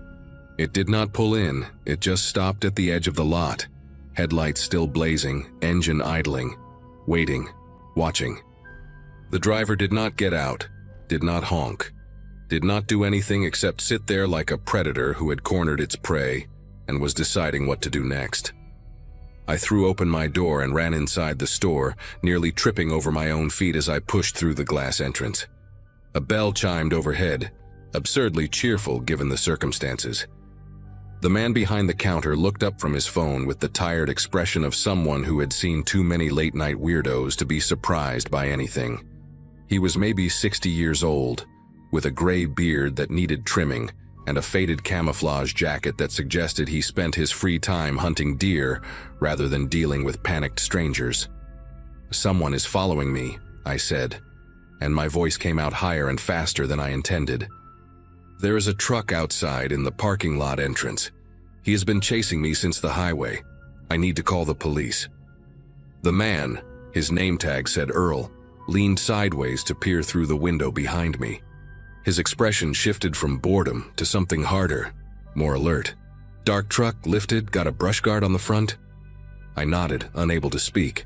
Earl reached under the counter and pulled out a cordless phone, punching in numbers with practiced ease. "Yeah, this is Earl over at the quick stop on Route 58. Got a situation here. Some fella being chased by a truck. Vehicle is sitting at the edge of my lot right now, headlights on." He listened for a moment, then nodded. "Will do." Earl hung up and looked at me with an expression that was difficult to read, part concern, part something else I could not identify. "Sheriff's deputy is about 15 minutes out. Only one on duty tonight covering the whole county. You stay inside. Keep away from the windows." I moved toward the back of the store, positioning myself behind a shelf of motor oil and windshield wiper fluid, where I could still see the entrance but would not be visible from outside. My heart was pounding so hard I could feel it in my temples. Through the dusty glass, I watched the truck sitting at the edge of the parking lot, its headlights cutting two bright tunnels through the darkness. Minutes passed. 5, 10. Earl stayed behind his counter, occasionally glancing at the window, one hand resting near something under the register that I suspected was not a calculator. Neither of us spoke. The silence was broken only by the hum of the refrigerator cases and the distant ticking of a clock I could not see. Then, without warning, the truck's headlights flicked off. The engine revved once, a deep guttural sound that echoed across the empty lot, and the vehicle reversed slowly, deliberately, back onto Route 58. I watched its taillights disappear around a curve, swallowed by the night. But I did not feel relief. Whoever had been driving that truck had not given up. They had simply decided that tonight was not the night, that pursuing me further with a witness present and police on the way was not worth the risk. They had made a calculation, and that terrified me more than anything else. The deputy arrived 20 minutes later, a young woman named Faulkner with short brown hair and a no-nonsense demeanor that made me feel slightly safer just standing near her. I gave my statement twice, describing everything from the moment I first noticed the headlights on I-85 to the truck's deliberate retreat. She wrote it all down in a small notebook, asking clarifying questions without any hint of skepticism, which I appreciated more than I could express. When I finished, she closed the notebook and looked at me directly. "You are not the first person to report something like this on that stretch of highway," she said, and those words landed like a punch to the chest. "We have had 3 or 4 similar incidents over the past 2 years. Always late at night, always a lone driver, always that same general description of the vehicle. Dark pickup, lifted brush guard. We have never been able to identify the driver or catch them in the act." She paused, choosing her next words carefully. "My advice? Do not drive that route alone at night anymore. Take the longer way through Durham next time, even if it adds an hour. And if you ever see those headlights again, do exactly what you did tonight. Find people, find lights, and call us immediately." I nodded, feeling numb. The idea that someone was out there, repeatedly doing this, picking off lone drivers like a sport, made me want to never get behind the wheel again. Earl let me stay at the store until I felt steady enough to drive. I called my sister around 2 in the morning, waking her up to explain why I would be arriving much later than planned. Carolyn wanted me to wait until daylight to finish the trip, but I could not stomach the thought of sitting in that parking lot for another 5 hours, jumping at every set of headlights that passed on the road outside. Deputy Faulkner offered to escort me back to I-85, and I accepted without hesitation. She followed me in her cruiser for about 30 miles, her presence a comforting glow in my rearview mirror, until she finally flashed her lights once and took an exit back toward Bracy. The rest of the drive to Raleigh was uneventful, but I kept my speed at exactly the limit, my eyes constantly flicking between the road ahead and the mirror behind me. I arrived at my sister's house just after 4 in the morning, exhausted and shaken in a way that coffee and sleep would not fix. That Christmas was subdued. I told Carolyn the whole story, and she made me promise to fly next year no matter what the tickets cost. I agreed. Some savings are not worth the price you might pay for them.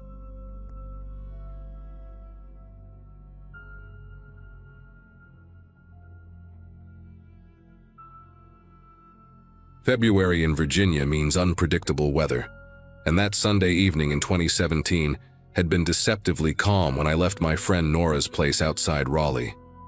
She had just had her first baby, a wrinkly little boy named Oliver who gripped my finger like his life depended on it. 4 days of holding him, helping with midnight feedings and pretending to enjoy her husband's overcooked pasta, had been the perfect escape from my cubicle life at the insurance office. My high school class graduated in 2009, and most of us were hitting that stage where babies and mortgages replaced bar nights and road trips. I had neither, just a used silver Nissan Altima, a cramped apartment, and a boss who expected me at my desk by 8 Monday morning. So I hit the road around 8 that night, a 6-hour drive ahead of me, trunk loaded with baby clothes Nora insisted I take for some future child I had no plans of having. The highway stretched out dark and familiar, a route I had driven dozens of times before. 3 hours in, somewhere past the North Carolina border, the world outside my windshield turned into pure blackness. No streetlights, no passing cars, no glowing signs of late-night diners or gas stations. Just my headlights cutting a narrow path through nothing. The moon had disappeared behind a thick layer of clouds, and the kind of darkness that surrounded me felt almost physical, like something pressing against the windows. My phone had lost signal about 20 minutes back, but that was normal for this stretch. It always came back near the next town. I was scanning through radio stations, catching bits of static and twangy country songs, when the steering wheel tugged hard to the right. Then came that awful sound, the rhythmic thump-thump-thump that meant only one thing. I gripped the wheel tighter and guided the limping car toward the shoulder, gravel crunching under the tires as I slowed to a stop. The dashboard clock read 11:47, and I sat there for a moment in the sudden silence, my headlights illuminating nothing but empty road and scraggly trees. I popped the trunk and stepped out into the cold, immediately regretting that I had left my heavier jacket at Nora's. The air had that raw February bite, the kind that sneaks through fabric and settles into your bones. I walked to the back of the car, the crunch of gravel under my sneakers impossibly loud in the silence, and stared at the rear passenger tire. Completely deflated, the rim almost touching the ground. I had changed a tire exactly once in my life during a driver's ed class in high school, but I remembered the basics. Spare tire jack, lug wrench. I was pulling the spare from the trunk when I noticed headlights in the distance behind me, 2 small dots growing slowly larger. Out here, another car felt almost miraculous. I watched as the vehicle approached, expecting it to pass by, maybe slow down to see if I was okay. Instead, it pulled onto the shoulder about 30 feet behind my Altima, headlights blazing directly at me, and stopped. For a few seconds, nothing happened. The car just sat there, engine running, high beams washing everything in harsh white light that made me squint. Then the driver's door opened and a figure stepped out. A man, tall and lanky, wearing a dark jacket and jeans. He walked toward me with a pace that felt deliberate, not quite hurried but purposeful, his face obscured by the glare behind him. "Car trouble?" he called out when he was about 15 feet away, his voice friendly enough but cutting through the silence in a way that made my shoulders tense. I nodded, holding the spare tire like some kind of pathetic shield. "Flat tire," I said, trying to keep my voice steady and casual. "I got it though, thanks for stopping." He kept walking closer, and as he moved out of the direct beam of his headlights, I could finally see his face. Maybe mid-40s, stubbled jaw, deep-set eyes that caught the light strangely. He smiled, but it was the kind of smile that seemed practiced, like something he had learned to do rather than felt. "Nonsense," he said, already reaching for the spare tire in my hands. "A lady shouldn't have to do this alone out here. Let me help." I did not want his help. Every instinct in my body was screaming at me to get back in my car, lock the doors, and wait for literally anyone else to come along. But there is this thing that happens to women, this awful programming that society drills into us, where we prioritize being polite over being safe. I did not want to seem rude, paranoid, or ungrateful. So I let him take the spare, let him crouch down by the flat tire, let him position the jack underneath the frame, even though his movements seemed oddly slow, like he was stretching the task on purpose. "Name's Gene," he said without looking up. "You picked a bad spot to break down. Nothing for miles out here." I told him my name was Michelle, which was a lie. My real name is Courtney, and thanked him again for stopping. He glanced up at me then, those deep-set eyes reflecting my taillights, and asked where I was headed. Something about the question felt wrong, too personal, but I mumbled something about visiting family up north. He nodded slowly, a small smile playing at his lips. "Long drive," he said, "all by yourself." The way he said it made the hair on my arm stand up despite the cold already doing that.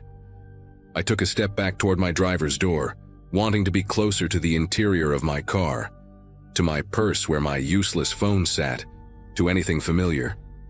Gene noticed. He stood up abruptly, abandoning the jack, and took a step that put him directly between me and my door. "Where are you going?" he asked, and his voice had shifted. Still friendly on the surface, but with something underneath, like a dog growling with its tail still wagging. "I just need to grab my flashlight," I said, the lie coming out shaky. He tilted his head, studying me in a way that felt like being dissected. "Headlights are bright enough," he said. "Why don't you come around here and hold this for me? Need someone to keep the lug nuts organized." He gestured toward the back of my car, toward the darkness beyond the reach of either vehicle's lights. I did not move. My legs felt rooted to the gravel, my heart pounding so hard I could hear it in my ears. Gene's smile faded slowly, like a mask slipping off, and for a long, horrible moment we just stood there staring at each other in the middle of nowhere. Then headlights appeared in the distance, coming from the opposite direction. Gene's head snapped toward them, and in that split second of distraction, I moved. I lunged for my car door, yanked it open, and threw myself inside, slamming it shut and hitting the lock button with my elbow. Gene was at the window immediately, his palm flat against the glass, that fake friendliness gone entirely now. His face had transformed into something cold and flat, his eyes empty in a way that made my whole body go rigid. "Open the door, Michelle," he said, using the fake name I had given him, his voice low and even. "You're being dramatic. I'm just trying to help you." I was fumbling for my keys, which I had stupidly left in the ignition, my fingers clumsy and uncooperative. The approaching car was getting closer, maybe a quarter mile away now. Gene looked at it, then back at me, and what I saw in his expression was calculation, pure, rational evaluation of his options. He slapped the window once, hard enough to make me flinch, then stepped back. He walked to my trunk, still open, and grabbed something. I could not see what from my angle. Then he moved to my rear tire, the one he had supposedly been fixing, and did something quick with his hands. I heard a metallic clang, the sound of the jack collapsing. He walked back toward his own car with an unhurried pace, like a man finishing a casual errand, and as he passed my window, he leaned down and looked directly at me. "See you down the road," he said, and I will never forget the way his mouth curved when he said it. Not a smile exactly, but something worse. Something anticipatory. He got back in his car, a dark sedan I now noticed had no front license plate, and pulled back onto the highway heading the same direction I had been going. The other car passed by a few seconds later without slowing down, probably seeing nothing unusual about two vehicles on the shoulder. I sat there shaking, watching Gene's taillights disappear into the darkness ahead of me, realizing with growing horror that he was now somewhere on the road between me and home, waiting. I could not stay there, that much was clear. But I also could not drive forward on a destroyed tire, and going back the way I came meant hours of delay on unfamiliar roads with no cell signal. My hands were trembling so badly I could barely grip the steering wheel. I forced myself to breathe, to think. The jack was useless now, Jean had made sure of that, but maybe I could still put on the spare and limp to the next town.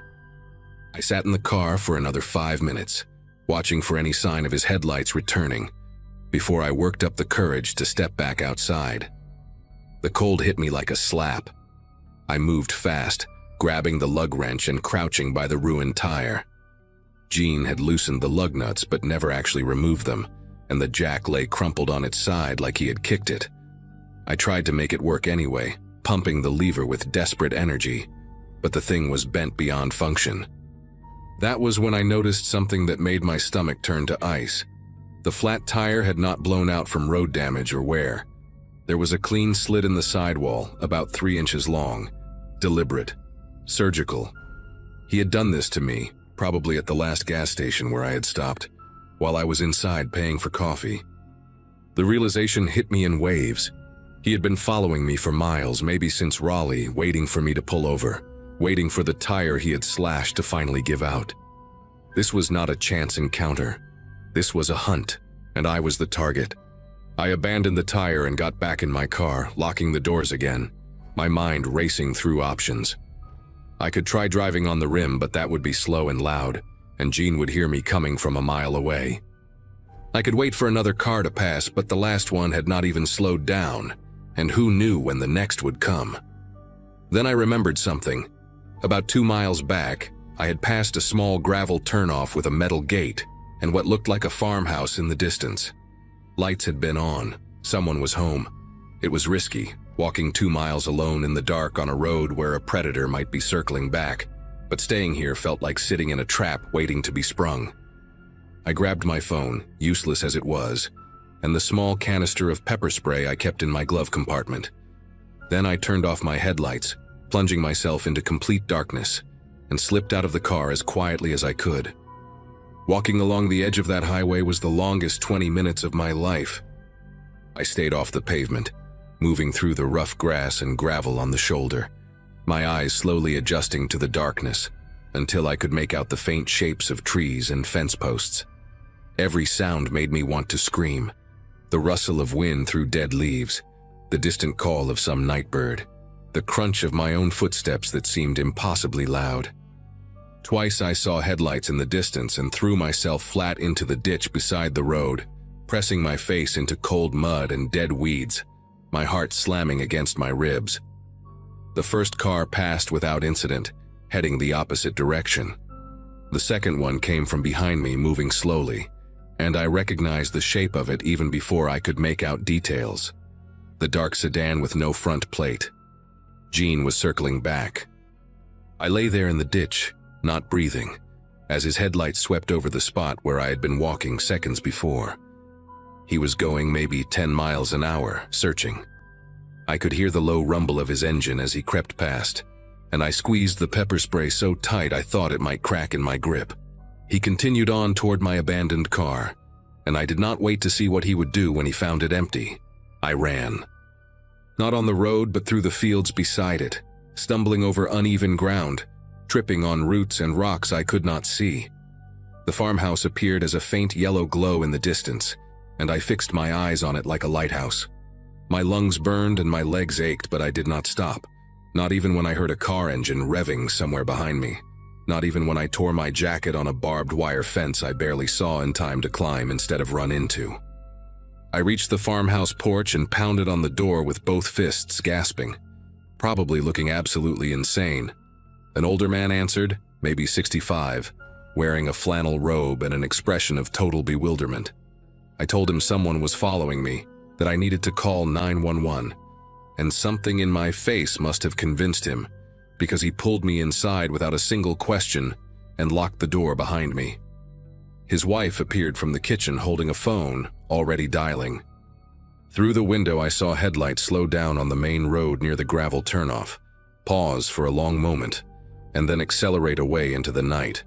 The police came within 15 minutes. The couple, Bernard and June Whitfield, stayed with me the entire time. June pressing a mug of hot tea into my hands that I could not drink because my whole body was still trembling. Officers found my car where I had left it, trunk open, tire slashed, the sabotaged jack still lying on the ground. They took pictures, took my statement, and exchanged glances that told me this was not the first time they had heard something like this. A detective called me 2 days later with news that made me sick to my stomach. The dark sedan had been found abandoned in a motel parking lot about 40 miles north, wiped clean of prints. It had been reported stolen 3 weeks earlier from a dealership in South Carolina. There was no Gene, at least not by that name, and no way to trace him. But here is the part that haunts me. The part I think about every time I drive alone at night. The detective told me they had pulled security footage from the gas station where I had stopped for coffee, the last place before my tire went flat. The footage showed a man matching my description walking calmly to my car while I was inside, crouching by the rear tire for less than 30 seconds, then returning to a dark sedan parked on the far side of the lot. He had been following me since Raleigh, maybe longer, and the detective said something I will never forget. He said in cases like this, when they catch the person, they almost always find out it was not the first time. Gene is still out there somewhere, and I know with absolute certainty that I was not his first, and I was not his last.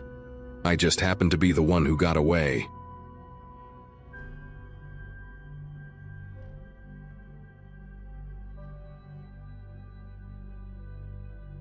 The stretch of highway we'd been on for hours felt almost hypnotic, the kind of monotony that makes every conversation fade into background noise.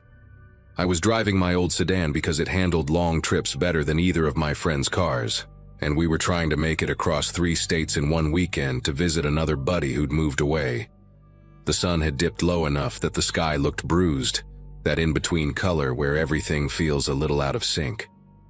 I remember thinking how strange the evening felt, quiet in a way that made the world seem hollowed out.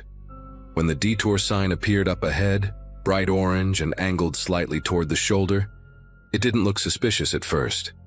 It matched the style of official signs I'd seen before, right down to the reflective striping. My friend Lucas leaned forward between the seats and tapped the dashboard. Yeah, makes sense. They were supposed to repave this section this month. That comment alone made the decision feel normal. I slowed down, clicked the blinker, and followed the arrow pointing us off the main road. The turn led us onto a thinner stretch of pavement lined with tall trees, thick enough that the branches tangled above us and dimmed what little light was left. My friend Haley joked that it felt like we were driving into a tunnel someone carved out with a pocket knife. She laughed afterward, but it was the kind of laugh that's too sharp, too quick, like she was trying to shoo away a thought she didn't want to sit with. The road after the first mile started to look neglected, a patchwork of faded paint lines and broken asphalt. No houses, no farms, not even old billboards, just a long ribbon of cracked pavement swallowing us whole. Every few seconds I checked the mirrors out of habit, half expecting to see another set of headlights or even a reflector post. But there was nothing. The deeper we went, the more wrong the route felt. Lucas asked if we should turn around, and I remember telling him we'd do it at the next wide shoulder, but none ever showed up. It was as if the road had been designed without a single place to pull off, like some kind of one-way chute. Then somewhere around the 6th or 7th mile, 2 lights appeared behind us. They materialized in the rearview mirror so quietly that I didn't notice right away. Perfectly centered, perfectly steady. I pointed them out to the others, expecting to feel some small relief that at least one other person had been shoved down this detour with us. But the longer I watched those headlights, the stranger they felt. They never shifted, never dipped, never brightened. No matter how much I sped up or eased off the gas, they held the exact same distance, like the driver was matching me with machine-like precision. Haley whispered, "Why aren't they getting closer?" And the air inside the car tightened, the first hint that we'd wandered somewhere we weren't meant to be. I eased my foot onto the brake, thinking maybe the driver behind us would react, show some sign of being human, of paying attention, but their headlights didn't waver. Not even a tremble across the beams. The moment my speed dropped below 30, Haley told me she felt like the trees were leaning in closer, as if the road was squeezing us. Lucas suggested we pull a 3-point turn right there, narrow road or not. The idea sounded reckless, but something inside me pushed hard in that direction. I slowed enough to feel the wheels grip the rough pavement and started looking for even the smallest break in the shoulder, just a sliver of space to turn. We finally spotted a wider patch a little ahead, more a swollen concrete scar than a real turnout, and I steered toward it with the kind of focus you only get when your nerves are stretched thin. The second I angled the car to turn, the headlights behind us went out. Not faded, gone, as if someone flipped a switch. In the same moment, another set of lights appeared in front of us, far enough away that we couldn't see the vehicle at first. Just the faint outline of a bulky shape blocking the whole road. Whatever it wasn't moving. No rumble of an engine, no brake lights, no sign of life. I pulled the wheel hard to straighten us and rolled forward slowly, trying to make sense of what we were seeing. As we got closer, the outline sharpened into the boxy silhouette of a truck, a big one, the kind used for hauling equipment. But there were no plates, no company logos, nothing except a thick coat of matte paint that seemed to swallow what little light reached it. I rolled down my window a couple of inches, expecting to hear an engine idling or maybe someone shifting inside the cab. Instead, all we heard was the wind threading through the trees and the uneven ticking of our cooling engine. The truck sat dead still, angled just enough to block us completely. Lucas muttered something about getting out and talking to them, but the idea felt impossible. Nothing about the truck suggested. Driver stepped away for a moment. It looked staged, planted, like someone had dragged it there and left it intentionally, waiting for the exact moment we'd try to escape. Haley kept turning in her seat to look behind us, whispering that the other car couldn't have just vanished. When I finally put the car in reverse to back away, Haley gasped so sharply that it made my vision jolt. The headlights were back behind us, same distance as before, same eerie stillness, but now they weren't centered on the road. They were angled slightly, as if whoever was in that car wanted to block us too. We were boxed in, front and back, with nothing but a thin, unmarked strip of forest on either side. I remember gripping the steering wheel so tight I could hear the faint creak of the leather as I told Lucas and Haley to lock their doors. My heartbeat felt loud enough to echo in the cabin, and for a second, none of us spoke. It hit us all at the same time. That detour sign wasn't there to help drivers. It was there to collect them. The only option left was the forest, but stepping out into that wall of trees felt like trading one danger for another. The branches on both sides pressed so close to the road that they formed a jagged barrier, like an uneven row of ribs. I kept the engine running, hoping maybe one of the vehicles would move, reveal some kind of logic behind all this. Instead, both sets of lights held their positions with that same unnatural precision. Lucas leaned toward the windshield, squinting as if he could make out a silhouette inside the truck ahead of us. "There's someone in there," he whispered, even though none of us could actually see anything. The idea alone was enough to make the air grow heavier. It meant someone had been watching us from the moment we turned off the highway. Haley's voice was barely above a breath when she suggested cutting through the trees on foot and trying to reach the main road again. The thought of leaving the car behind made my chest tighten, but staying felt worse. I opened the door slowly, half expecting the truck's lights to flare on or the car behind us to start creeping forward. Nothing moved. No engines, no footsteps. Just the hum of insects and a faint clicking sound coming from deep in the woods. Sharp, irregular, almost mechanical. We grabbed whatever we could carry fast. Haley's backpack, a flashlight, my phone, Lucas's pocket knife. The moment we stepped off the asphalt, the darkness between the trees swallowed us in a way headlights never could. The forest floor was uneven, packed with brambles that scratched at our legs as we pushed through. I kept glancing back, trying to catch a glimpse of the road through the branches, but it vanished behind layers of tangled limbs. At one point, we heard something move parallel to us. Slow, deliberate steps that weren't in sync with ours. Lucas raised his finger to his lips, and we all froze mid-stride, trying to listen past our own breathing. The steps stopped too. Then came the sound again, that clicking faster now as if reacting to our presence. Haley grabbed my arm, her grip like a clamp, and whispered that she saw something standing between two trees ahead. I didn't see it, but I believed her instantly. She described a tall figure, too still, its outline wrong somehow, like it was leaning at an angle that didn't match the slope of the ground. We kept moving, faster this time, pushing through branches that snapped back in our faces. The forest eventually thinned enough that we could see a faint glow through the trees, artificial light, warm and steady. Relief rushed through us so suddenly I felt dizzy. We stumbled out onto a dirt driveway leading to a small house with a porch light flickering weakly. It looked lived in, not abandoned, and the sight of an actual structure after all that darkness felt unreal. Lucas walked ahead and knocked on the door with the side of his fist, calling out to whoever lived there. No answer. He knocked again, louder. Still nothing. As we stood there, catching our breath and listening for any hint of movement inside, the porch light brightened for a moment, then dimmed until it was barely glowing, as if it was struggling to stay alive. Lucas tried the door handle gently, and to our surprise, it wasn't locked. The door swung inward just enough to reveal a narrow hallway lit by a single lamp placed on a small table. The lamp's shade was tilted at an odd angle, casting long diagonal shadows across the walls. Everything inside looked untouched, like someone had stepped out only minutes earlier. Shoes by the door, a jacket draped over a chair, a half-finished cup of coffee on the counter in the next room. But there was no sound, no voices, no TV hum, no footsteps, just that thick, unbroken quiet that instantly made us second-guess stepping inside.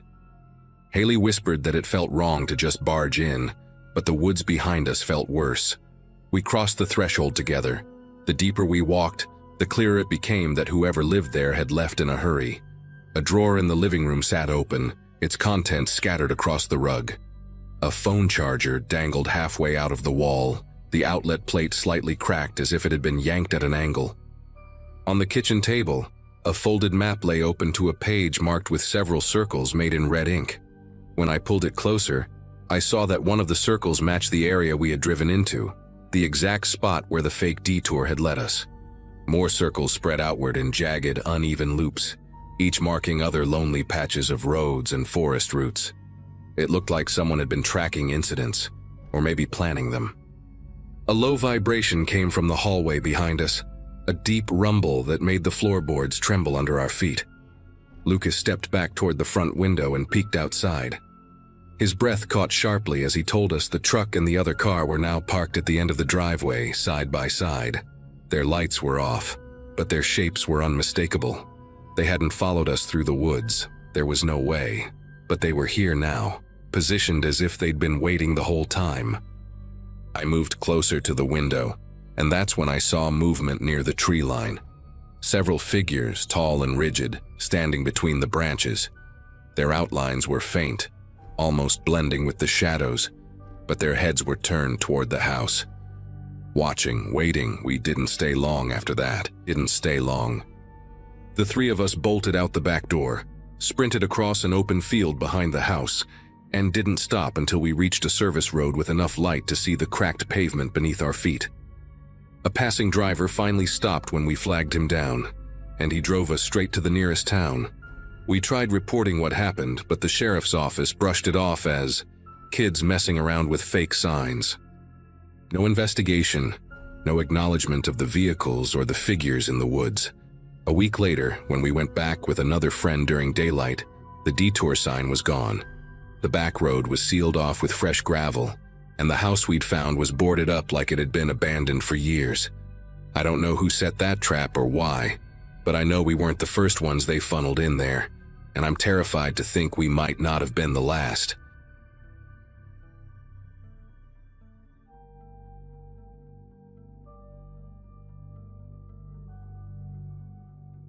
Most evenings back then ended the same way for me, finishing a long shift at a warehouse on the outskirts of a quiet town, then taking the same stretch of highway back to the small rental house I shared with my cousin. My schedule was all over the place, so heading home close to midnight wasn't unusual. I remember that specific night clearly because I'd been feeling oddly alert, like my brain wouldn't shut off even though my body was exhausted. The highway was nearly empty, just a thin ribbon of pavement lit by my headlights, and the air felt heavy in that way it sometimes does before a storm. I kept the radio low, mostly just to have a voice in the car with me, something familiar to break up the long, dark road. The drive had always been uneventful, so when lights started flickering behind me, it took a second for it to register. At first, I wasn't even sure they were meant for me. They didn't look like the sharp red and blue flashes I'd seen on patrol cars before. These were more like someone rapidly turning a bright white spotlight on and off. I eased off the gas, checking the rear view a few times, trying to make out a silhouette or some kind of clear sign. The vehicle behind me stayed close, but not aggressively so, like whoever was driving wanted to seem official without actually showing anything that proved it. I figured maybe they were using some kind of auxiliary lights or had a malfunctioning bar. Instinct kicked in, and I signaled before pulling onto the gravel shoulder. Dust swirled up in small clouds as I rolled to a stop.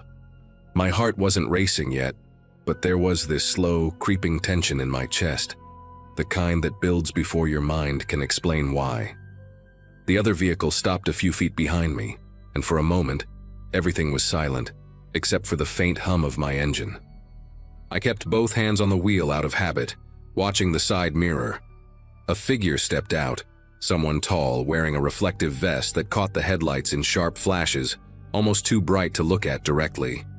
The person walked up slowly, not hurried, not cautious, but measured in a way that felt unnatural for anyone responding to a traffic stop. There were no visible patches, no badge glinting in the light, no radio clipped anywhere. Nothing that would reassure me. The vest looked generic, the kind you could buy from a hardware store. When they reached my window, they leaned down just enough for me to see the lower half of their face, clean-shaven, jaw tight, breathing steady like they'd practiced this. Before I could speak or reach for my documents, they tapped the glass twice with a gloved knuckle and said, "Go ahead and unlock your door." The tone wasn't official or polite. It was sharp, impatient, like they were waiting for me to make the wrong move. The moment those words hit me, something inside tightened, the same instinct you get when you step somewhere and realize the ground isn't stable. I didn't move right away, partly because my brain was still scrambling to understand what was happening, partly because the tone he used didn't fit anything I'd ever heard from an actual officer. He reached for the door handle without waiting for my response, fingers curling around it like he'd done it 100 times before. I saw the glint of something metallic on his wrist, not a badge, just a cheap watch with a cracked face, and the way the reflective vest hung loose on him, like it wasn't his size. That detail stuck with me for reasons I didn't fully grasp in the moment. I kept my foot ready near the pedal, but I didn't dare move too fast. He tugged at the handle, but the door stayed locked. That seemed to irritate him. He leaned closer, angling his head like he was trying to see further into my car. The beam from his flashlight slid across my dashboard, then up toward my face, lingering a second too long. "Unlock it," he said again, lower this time, like he was trying not to lose his temper. There was no explanation, no mention of why he'd stopped me, nothing about a violation or even a request for identification. Just that command. A real officer would have asked me to roll the window down, not go straight for the door. And that's when a realization settled in, not sudden but heavy, spreading through my thoughts like cold water. My voice came out steadier than I expected when I asked, "Can I see your identification?" He didn't answer right away. Instead, he straightened up slightly and lifted the flashlight so the beam pointed away from my eyes, revealing more of his face. His expression wasn't calm or neutral. It was tight, focused, like he was evaluating how difficult I would be to control. His lips pressed together, and then he let out a short exhale through his nose. "Don't make this harder," he said, and the way he said it made every muscle in my body go rigid. That wasn't a request, and it wasn't a warning. It sounded like a script he'd used before. When he tried the handle again, harder this time, I knew I had only seconds. The shoulder of the highway was empty in both directions, no traffic in sight, no lights except our two vehicles. If I got out or let him in, the night would swallow me before anyone noticed. My pulse thudded in my ears as I weighed my options. The stranger shifted his stance, bracing one hand on the roof of my car like he was preparing to yank the door open by force. I could hear the gravel crunching under his boots, each small movement sharp and deliberate, That sound, oddly enough, became the final push I needed to act. I slammed my foot on the gas before he could react, tires spitting gravel as the car lurched forward. The sudden movement threw him off balance. I caught a glimpse of him stumbling back in my side mirror, one arm raised like he was about to shout something. The moment the wheels hit pavement again, I pushed the accelerator harder than I ever had. My hands gripped the wheel so tight my knuckles felt stiff, but all I could think was distance. I needed as much distance between me and that man as possible. The white flickering lights behind me vanished fast, swallowed by the darkness as the road opened ahead. For a few seconds I drove without breathing, waiting for the nightmare to reappear in my rear view. A mile or two down, I spotted an exit for a small gas station that stayed open late, the kind with a flickering sign and old vending machines outside. I pulled in, parking right under the brightest lamp I could find, and kept the engine running. The place wasn't crowded, but there were at least a few people inside, and that alone brought a wave of relief. As I sat there trying to steady myself, I kept replaying the details: the generic vest, the lack of markings, the way he went straight for the door. None of it matched any real traffic stop protocol. Whoever he wasn't out there to write a citation. He had approached me with purpose, and that purpose sure wasn't legal. After a minute, I forced myself to walk inside. The clerk looked around my age and had earbuds in, completely oblivious to how rattled I must have seemed. But just being around other people grounded me. I told him someone pretending to be law enforcement had tried to pull me over, and his expression changed fast. He glanced toward the windows like he expected to see someone waiting outside. "That's been happening a few towns over," he said quietly. "People getting flagged down on empty stretches. Cops are warning folks not to stop unless they see proper markings." Hearing that didn't comfort me. It confirmed exactly what I feared. This wasn't random. Someone was using the darkness and isolation to pick targets. I waited at the station until another customer, a middle-aged woman, was heading out, and I asked if I could follow her car back toward town. She didn't hesitate to say yes. Driving behind her, both of us sticking to well-lit areas, felt like moving through a different world than the one I'd escaped earlier. When I finally reached home and locked the door behind me, the weight of what could have happened hit all at once. I reported the incident the next morning. They took the statement seriously, but no one ever followed up with an arrest or a suspect. To this day, the most unsettling part is realizing how carefully that man had chosen his spot and his moment. A stretch of road where a uniform was only a suggestion and help was nearly impossible to reach. I still take that highway sometimes, but I never pull over for anyone unless I see a marked car and official lights. And even then, I always keep the doors locked until I'm absolutely sure who's standing outside.